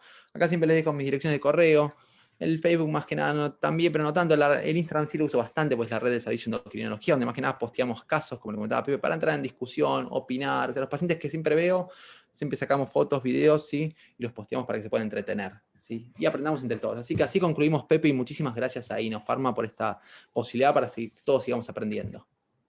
Muchísimas gracias a ti, mi querido doctor Santiago Teisander. Pues realmente una plática muy interesante, de verdad, a todos los médicos que estamos allá afuera haciendo clínica todos los días. A veces nos llegan pacientes con estas alteraciones y no sabemos cómo diagnosticar, cómo manejarlos, y ya nos diste un panorama muy amplio de cómo empezar por lo menos a hacer el diagnóstico y hacer dar el tratamiento inicial, ¿no? Muchísimas gracias, Doc. Perfecto, no, gracias a vos, en serio, Pepe. Así que estamos listos para responder las preguntas que hayan. ¿Sí? A ver, vamos a ver. Seguramente en el transcurso de la charla fuiste contestando varias. Aquí el doctor Santiago nos pone su correo electrónico para que ustedes puedan consultar, más bien, si tienen alguna duda, consultarlo directamente con él y no haya ahí un triángulo, ¿no? Directamente con el doctor. Él les va a contestar con mucho gusto. Y pues bueno, vamos a ver, hay varias preguntas, Doc. Yo mientras quiero agradecerles a todos los que se quedaron. Recuerden que al finalizar la sesión de preguntas y respuestas vamos a regalar este libro, un atlas de dermatopatías felinas. Muy bonito libro. La verdad es que el doctor Santiago me dijo que le gustó mucho y pues bueno, vamos a regalarlo. Recuerden, solo es para México. Vamos a hacer lo posible porque ya lo hagamos para toda Latinoamérica, por lo menos. Nos ven de otras partes del mundo también. Nos ven en España, nos ven en otros lados. Nos han mandado saludos de Qatar, en fin, de muchos lugares que ni siquiera yo me imaginaba que podríamos estar por allá. Pero qué bueno, me da muchísimo gusto que todos ustedes estén aquí y sobre todo actualizándose. Eso es lo más importante, que aprovechen estas herramientas tan importantes para que puedan tener esas, ponerlos en práctica al día siguiente. O sea, yo mañana puedo ya tener un paciente y decir, bueno, el doctor Santiago dijo, por aquí vamos y por aquí nos vamos, ¿no? Eso es lo que yo quiero que todos ustedes tengan ahí a la mano. Ya te dejé descansar un poquito, mi querido Santi. ¿Tienes agüita ahí para tomar o algo para que No, estoy descanses? ¿Estás Así bien? que, sí. Juventud, tesoro divino, dicen. Ok, mi querido. Dice Luis Cerro, si no tiene la capacidad de compensar mediante la respiración, ¿los valores de CO2 serán normales? Sí, el calcium felino va a ver las gasometrías, dependiendo de la patología de base que tenga, ¿no? Pero si solo tiene una citoacidosis diabética, los valores de dióxido de carbono son normales. Es llamativo, ¿no? Pero sí es así. Exactamente, no tienden a bajar. Perfecto, mi querido Doc. Doc, un favor, ¿me puedes dejar de compartir la pantalla para que nos veamos los dos al mismo tiempo? Ya tienen el correo y si no lo tienen, por favor, contáctenme. Ya saben, mi correo electrónico es jose.ruiz@glr.mx. También van a poner aquí la liga para obtener la constancia, que ya está, de hecho, ya la pusieron mis compañeros de staff. Ya está la liga para que puedan obtener su constancia de asistencia a este webinar. No dejen de tramitarla. Por favor, no solo escribas tu correo electrónico, no te va a llegar por este medio. Tienes que llenar el formulario y llenar todos los datos para que tengas el nombre, el título y la dirección de correo electrónico para que te pueda llegar. Si no, no te va a llegar. Vamos a seguir, mi querido Doc. ¿Cuál es el rango de fructosamina en gatos? Depende mucho del laboratorio. Van a ver que yo los rangos que les puse hablan de menor a 350, pero eso es fundamental del laboratorio que trabajen ustedes. Recuerden que la fructosamina no es especie específica, así que el laboratorio humano que trabajan ustedes puede servir también. Y hablaste un poco hablaste muy bien de esto, pero dice Saúl Leciel que quiere saber cómo realizarle el test de insulina. Acá, el CRP segura el test de tolerancia a la glucosa. Se pone una vía, generalmente lo ideal sería poner la vía el día anterior para que este felino no se estrese. Se da una dosis de 0,5 gramos kilo de dextrosa endovenosa y el parámetro que más se toma es la glucemia de este paciente, ¿sí? Basal y a las 2 horas. Ok, perfecto, Doc. Muchas gracias. Dice Estrambótico Monches, el muestrear un paciente cada 20, 30 minutos para monitorearlo no genera más estrés. ¿Cuál es la forma adecuada de muestreo varias veces. Sí, es muy buena pregunta. Generalmente en estos pacientes, por eso los monitores de glucosa lo que toma lugar acá. Acá se ponen los monitores automáticos, los freestyle, y se realiza con eso. Sí, lógicamente, pinchar a un paciente trae un estrés, depende del gato. Hay gatos que no nos afecta, hay gatos que sí. Pero sí, sería mejor el otro panorama, sin duda. Gracias, doc. Dice Roxana Gómez Acevedo, doctor, ¿es efectivo utilizar carnitina en gatos obesos para bajarlos de peso? Mira, el tema de los nutracéuticos es un tema importante. Más allá que están fundamentados fisiológicamente, hay que ver si en evidencia realmente terminan funcionando, ¿no? De nutracéuticos hay un montón a nivel de los pacientes con diabéticos. Hay que ver si realmente hay una gran evidencia de eso, ¿sí? Ok, gracias, doc. Dice Mauro Carrasco, doctor Santiago, ¿cuál sería la prescripción para un gato con resistencia a la insulina que está tomando metformina? ¿Cuál sería la dosis y por cuánto tiempo? Muy buena pregunta. Las dosis en gatos es muy variable. Hay trabajos que dan de 5 miligramos kilos, otros que dan de 10 miligramos kilo. Realmente el tiempo es indefinido. Yo soy un partidario, como siempre los digo, los pacientes diabéticos hay que tratarlos con insulina lo antes que se pueda. Y si son diabéticos subclínicos, lograr en esos pacientes una restricción dietaria. Una vez que bajan el peso, ya no van a necesitar más esa metformina. Pues ya al bajar la obesidad, disminuir la insulina resistencia por ese mecanismo. ¿Sí? Ok, doc, muchas gracias. Dice no, perdón, Luis Cerro. Doctor, en caso presente diabetes con signos neurológicos bien marcados, ¿la remisión de estos también se corrigen conforme se va controlando la hiperglicemia? Es una buena pregunta. Está descrito que no hay realmente una gran evolución de esos pacientes, pero en la gran mayoría, no en todos. Yo le mostré el caso de Milo, que Milo es un paciente que quedó con una debilidad, que tiene una polineuropatía marcada, pero la verdad que nada que ver a lo que estaba antes. Por eso cuesta más que remitan, pero la gran mayoría, si remiten bien. Ok, doc, muchas gracias. Dice Lori Benítez, ¿el test de intolerancia a la glucosa puede realizarse en perros o solo se aplica en gatos? Se puede realizar en perros también. El tema es que en perros hay otros protocolos, y lo otro que es fundamental en perros, que estamos hablando por ahí de otros tipos de diabetes. O sea, habría que ver cómo aplicarlo ahí al canino. Ok, doc, vamos con otra. Ignacio Monge Mora dice, saludos de Costa Rica. Con respecto a no hacer curvas en clínica, sino enviar a casa, ¿por cuánto tiempo y con qué frecuencia debe el propietario tomar glicemia en casa antes de decidir ir a aumentar la dosis? Realmente, mira, las curvas de glucemia son cada 12 horas. Antes, cuando no teníamos los monitores automáticos, la tomábamos cada 2 horas. Hoy en día, con los monitores, la tomamos cada 1 hora o cada media hora. Pero sí, fundamental que sea cada 12 horas. El rango entre dos insulinas, ¿sí?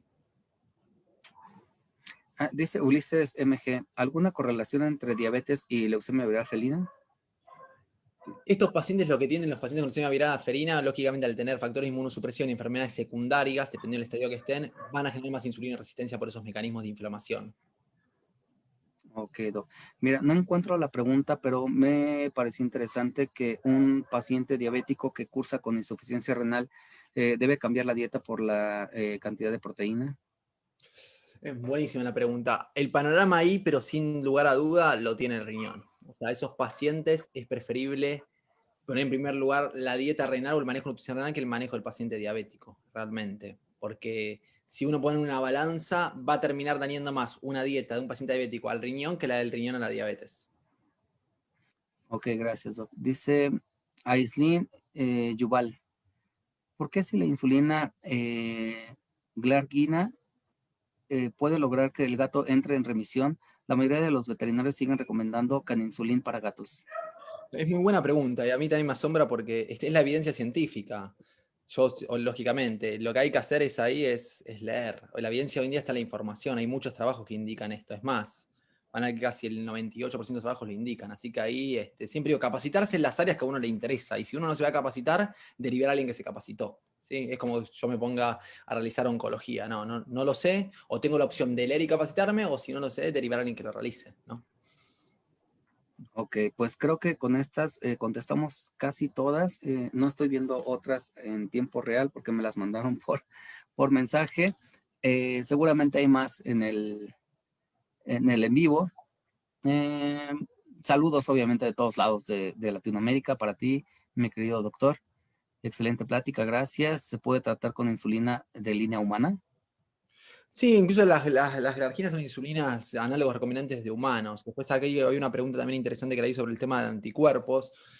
Y sí, realmente la insulina felina es totalmente diferente a la porcina, a la canina y al humano. La insulina canina tiene un porcentaje en común con la porcina y la humana, por eso no tendrían a generar tanta cantidad de anticuerpos. Los felinos generan anticuerpos, el tema es en cuánto tiempo y si realmente alteran. Todavía no hay nada, como les digo, en felinos que nos diga si esto realmente sucede y en cuánto tiempo sucede. O sea, fisiológicamente tendería a suceder porque es una insulina totalmente diferente a la del humano y la de porcino. ¿Sí? Perfecto, mi querido doctor. Pues creo que ya terminamos con las preguntas. Sigue habiendo, bueno, a ver, Luis Cerro otra vez dice, ¿habrá hiponatremia por la poliuria osmótica? Generalmente estos pacientes generan hiponatremias marcadas más cuando hay cetoacidosis, más cuando hay cetonuria, la cetonuria genera una ósmosis más marcada. Los pacientes diabéticos realmente tienen sodio cercano a la normalidad. Cuando hay un sodio bajo en un paciente diabético, sospechen que también tenga cetonuria marcada. Mira, doc, justo ahorita empiezan a poner todas las preguntas y empiezan a llegar. Linoshka Tapia, pregunto, ¿cuál es la diferencia entre un caso clínico y uno subclínico?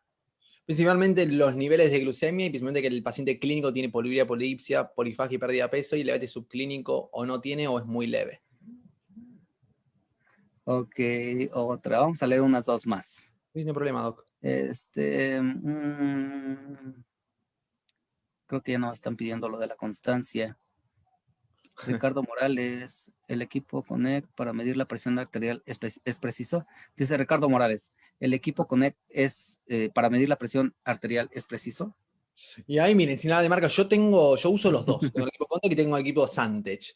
Realmente la diferencia que puedo llegar a notar es que el equipo Contex, si hay un movimiento, cuesta mucho más que tome la presión. Cuando la toma, realmente es fidedigna y esto puedo decir que los comparo los dos. Ahora, si el paciente se mueve, el Sánchez tiene más capacidad de tomar, la verdad. En ese sentido, sí. Ok, Sandra Martinol dice, paciente renal subclínico diagnosticado precoz, hecho por microalbúmina, microalbuminuria, ya se me movió, en orina, es que se me mueve. Yo la tengo, Pepe. Y En orina, diabetes, diabetes, importante, sí. ¿qué dieta elijo? Vas, ¿La renal o diabetes? Y hay que ver también qué constata la evidencia, ¿no? Hasta el día de hoy se hablaba sí. que hay evidencia que dice que los pacientes IRIS 2 requieren realmente dietas renales, hay evidencia que dice que los pacientes IRIS 2 no. Yo esos pacientes, les voy a ser sincero, los manejo junto con el nefrólogo. Cuando realmente yo también tengo la duda y no tengo también información clara, junto con nefrourología, ¿qué hacemos? Manejamos una dieta. En este caso, me digo, siempre primamos al riñón, siempre, o sea, porque les repito, una dieta diabética perjudica más el riñón que una dieta renal perjudica a un paciente diabético. ¿Sí? Perfecto, doc. Dice Aislin, no sé, ya la leímos. Norma Tapia, en una cistitis enfisematosa con cultivo de Klebsiella, resistencia a todo, ¿cómo la tratas? Y es una muy buena pregunta. El tema es si realmente sea resistencia a todo. Yo les puedo decir, yo no me dedico a nefrología, pero sí me ha pasado en un paciente diabético que sí tuvimos que usar en estos pacientes meropenem, o sea, antibióticos de amplísimo espectro, porque realmente eran resistentes a la mayoría de antibióticos que eran testeados. El meropenem no fue testeado en este paciente, pero suponíamos que lógicamente iba a responder. Es un antibiótico de amplísimo espectro, está también el riesgo de la resistencia al humano, resistencia a los pelinos, es un tema bastante complejo las resistencias bacterianas, por eso les te digo, ahí es un capítulo aparte que habría que ver cómo manejarlo. Yo te puedo dar mi evidencia que fue en este paciente, pero capítulo totalmente aparte, ¿sí? Perfecto, doc. Pues bueno, te manda muchos saludos. Rocío Ortega también te está mandando saludos, querida doctora que también conozco. Y bueno, vamos a ver, ya, creo que no nos va a dar tiempo de contestar más. Nos estamos llevando, bueno, ya son las 9:46. No quiero que te desveles más, allá casi son la 1 de la mañana. A ver, doc, vamos con la dinámica, ¿te parece? Muchísimas gracias a todos los que nos tuvieron ahí, contestando, pidiendo, bueno, haciendo sus preguntas. El doctor Santiago puede responderles con el correo electrónico, ya está aquí. Si mis compañeros de staff me pusieron el correo del doctor Santiago, y si no, ahorita lo mencionamos, Doc, ¿me puedes mencionar tu correo para que mis No, compañeros lo puedan? más simple, Pepe, que me contacten por mensaje de Instagram, porque el mail a veces me llegan todos los mails de la universidad, todo, y se me pasan todo, así que siempre estoy en las redes y ahí directamente contesto. Ok, en Instagram, ¿cómo te encontramos? Como Santiago Tei Sandiar. O sea, Ok, mi nombre y mi apellido. Así de complicado, sí. facilísimo, aquí lo encontramos. Doc, puedes hacer una Sí, pregunta y un punto, importante. Te escucho, Doc. No, que es un libro, yo siempre lo digo, a mí yo tenía en su momento una gran pasión por la dermatología apenas comencé, y la verdad que al doctor Pablo Manzuki y Fernando Foge los respeto muchísimo, y la verdad que el Atlas lo tengo, y parece un libro espectacular. No les digo, no es porque estoy acá con Inofarm y si lo digo, si lo quiero vender, es un libro realmente que está muy lindo. Dermatología en felina hay poco, así que aprovechenlo. Además no lo vendemos, lo regalamos. Lo regalamos, exactamente. Eso es lo mejor. Entonces, mi querido Santi, vamos a hacer la pregunta para que el ganador, bueno, más bien tú vas a escoger el ganador, ¿eh? Aquí, a mí no me metan, yo no estoy en esto. El doctor Santiago va a escoger al ganador porque él va a decir, esta respuesta me convenció, esta respuesta o este médico o médica dijo esto un poquito más, él va a escoger, ¿vale? Y si es el primero, no me digan a mí, mi respuesta fue la primera, porque a lo mejor al doctor Santiago le apareció primero que a mí y viceversa. Entonces, el doctor Santiago lo escoge. Y si no, le reclaman a él, ahí tiene su correo. Hay una pregunta que no sé si es simple, pero me parece importante. Con respecto a la remisión diabética, ¿cuál es el indicador que a mí me va a decir de glucemia es que ese paciente está en remisión? O sea, volvemos a aclarar, ¿sí? O sea, tengo un paciente en remisión diabética, ¿cómo me doy cuenta que entró en remisión diabética ese paciente? Ok, ¿cómo entra en remisión diabética ese paciente? Vamos a ver. Tenemos un delay como de 10 segundos. Vamos a esperar. Y el doctor Santiago va a Estoy escoger al ya ganador. Pepe. Ya está pendiente el doctor. Entonces, pues mientras, yo les voy diciendo, ingresen a nuestra página www.inofarma.com.mx. Muchas gracias a todos los países en Argentina, que ya son casi la 1 de la mañana, en los países aledaños. También muchísimas gracias por estarnos sintonizando. Tienes muchos saludos de todos lados, Bolivia, Ecuador, Guatemala, Perú. De Perú nos ven mucho, de Bolivia también, de Argentina nos están mandando saludos. Pues bueno, yo quiero darles las gracias a todos ustedes que están sintonizando esta transmisión. Por favor, si conoces a alguien a quien le interese esta transmisión, compártesela o compártela en tus grupos de veterinarios para que de esta forma hagamos esta comunidad Loeffler Inofarma cada vez más grande.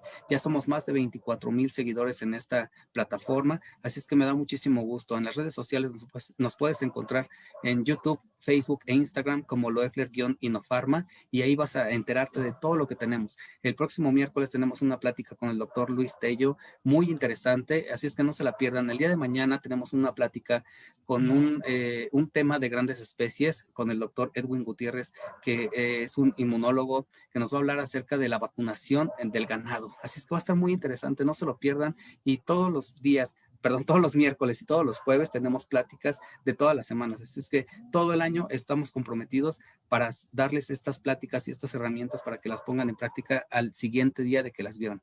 Doctor Santiago, ¿viste alguna respuesta? Tenemos, yo creo que la respuesta más completa de todas, que reúne los 3 puntos, que era hablar que los signos clínicos desaparecen, la glucemia se normaliza y es independiente de insulina con un mes de normoglucemia, y la primera que lo dijo fue Jocelyn Fajardo. A ver, mi equipo de staff, Jocelyn Fajardo, si me pueden decir. Ok. Jocelyn, por favor, mándanos un mensajito aquí otra vez. Escribe de dónde nos ves, el estado de México, de dónde nos ven. Por favor, no se nos desesperen de otros países de Latinoamérica. Vamos a hacer las mismas dinámicas, nada más que tenemos que ver cuál es la logística más adecuada para que les pueda llegar su regalo. No nos gustaría quedar mal. Ya saben que en el Laboratorio Inofarma estamos súper comprometidos con la capacitación constante y la educación continua, y nos interesa mucho que ustedes reciban este tipo de regalos, de incentivos, para que sigan viendo. Además, ya saben que nosotros somos el único laboratorio que no hemos cobrado ninguna de estas pláticas para ustedes. Nunca las vamos a cobrar, o por lo menos no hasta que esta modalidad de webinar no las vamos a cobrar. Así es que vamos a ver cómo evoluciona esta metodología, y por lo mientras, más bien quiero decir, aquí vamos a tener los webinars y los regalos totalmente gratuitos, ¿ok? Entonces ya nos contestaron por ahí de dónde es. Déjame ver. De Ecatepec, Estado de México. Jocelyn Fajardo, muchísimas gracias. Doctor, muchísimas gracias. Escogiste tú al ganador, a la ganadora, que es Jocelyn. Jocelyn, felicidades. El día viernes te hago llegar tu premio. Bueno, más bien el día viernes lo mando por paquetería para que te llegue a tu domicilio. No olvides contestar el Messenger. Mi equipo de staff se va a contactar contigo por Messenger para que les des tus datos, la dirección completa para que no haya problemas en el envío. Y te va a dar mi número telefónico para que si hay algún problema a la hora que estoy enviando, yo te pueda marcar y me digas todos los datos correctos. Entonces, Jocelyn, muchas felicidades. Los ganadores de la semana pasada también el día de hoy recibieron sus regalos, o más bien el día de hoy me hicieron llegar sus mensajes. Muchas felicidades a todos ellos. Doctor Santiago, muchísimas gracias por aceptar formar parte de esta hermosa familia de Laboratorio Innofarma. Ya sabes que esta familia es una hermosa familia, yo siempre lo digo, estoy muy orgulloso de colaborar con Grupo GLR, del cual se desprende Innofarma, y somos una familia de verdad hermosa. Y te damos la bienvenida, doctor.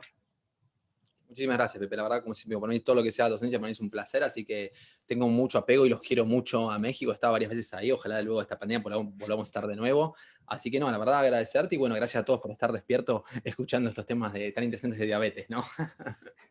No tengo duda que en un futuro nos veamos. De verdad, yo me comprometo contigo que en cuanto termine esta pandemia y podamos vernos otra vez presencial, te voy a invitar a una plática presencial aquí en México, porque eres un tipo, eh, ¿qué te digo? Un tipazo, pues, y un super médico. Así es que, bueno, muchas gracias, Doc. ¿Algo que quieras decir para despedirte con todos No, tus fans que siguen ahí?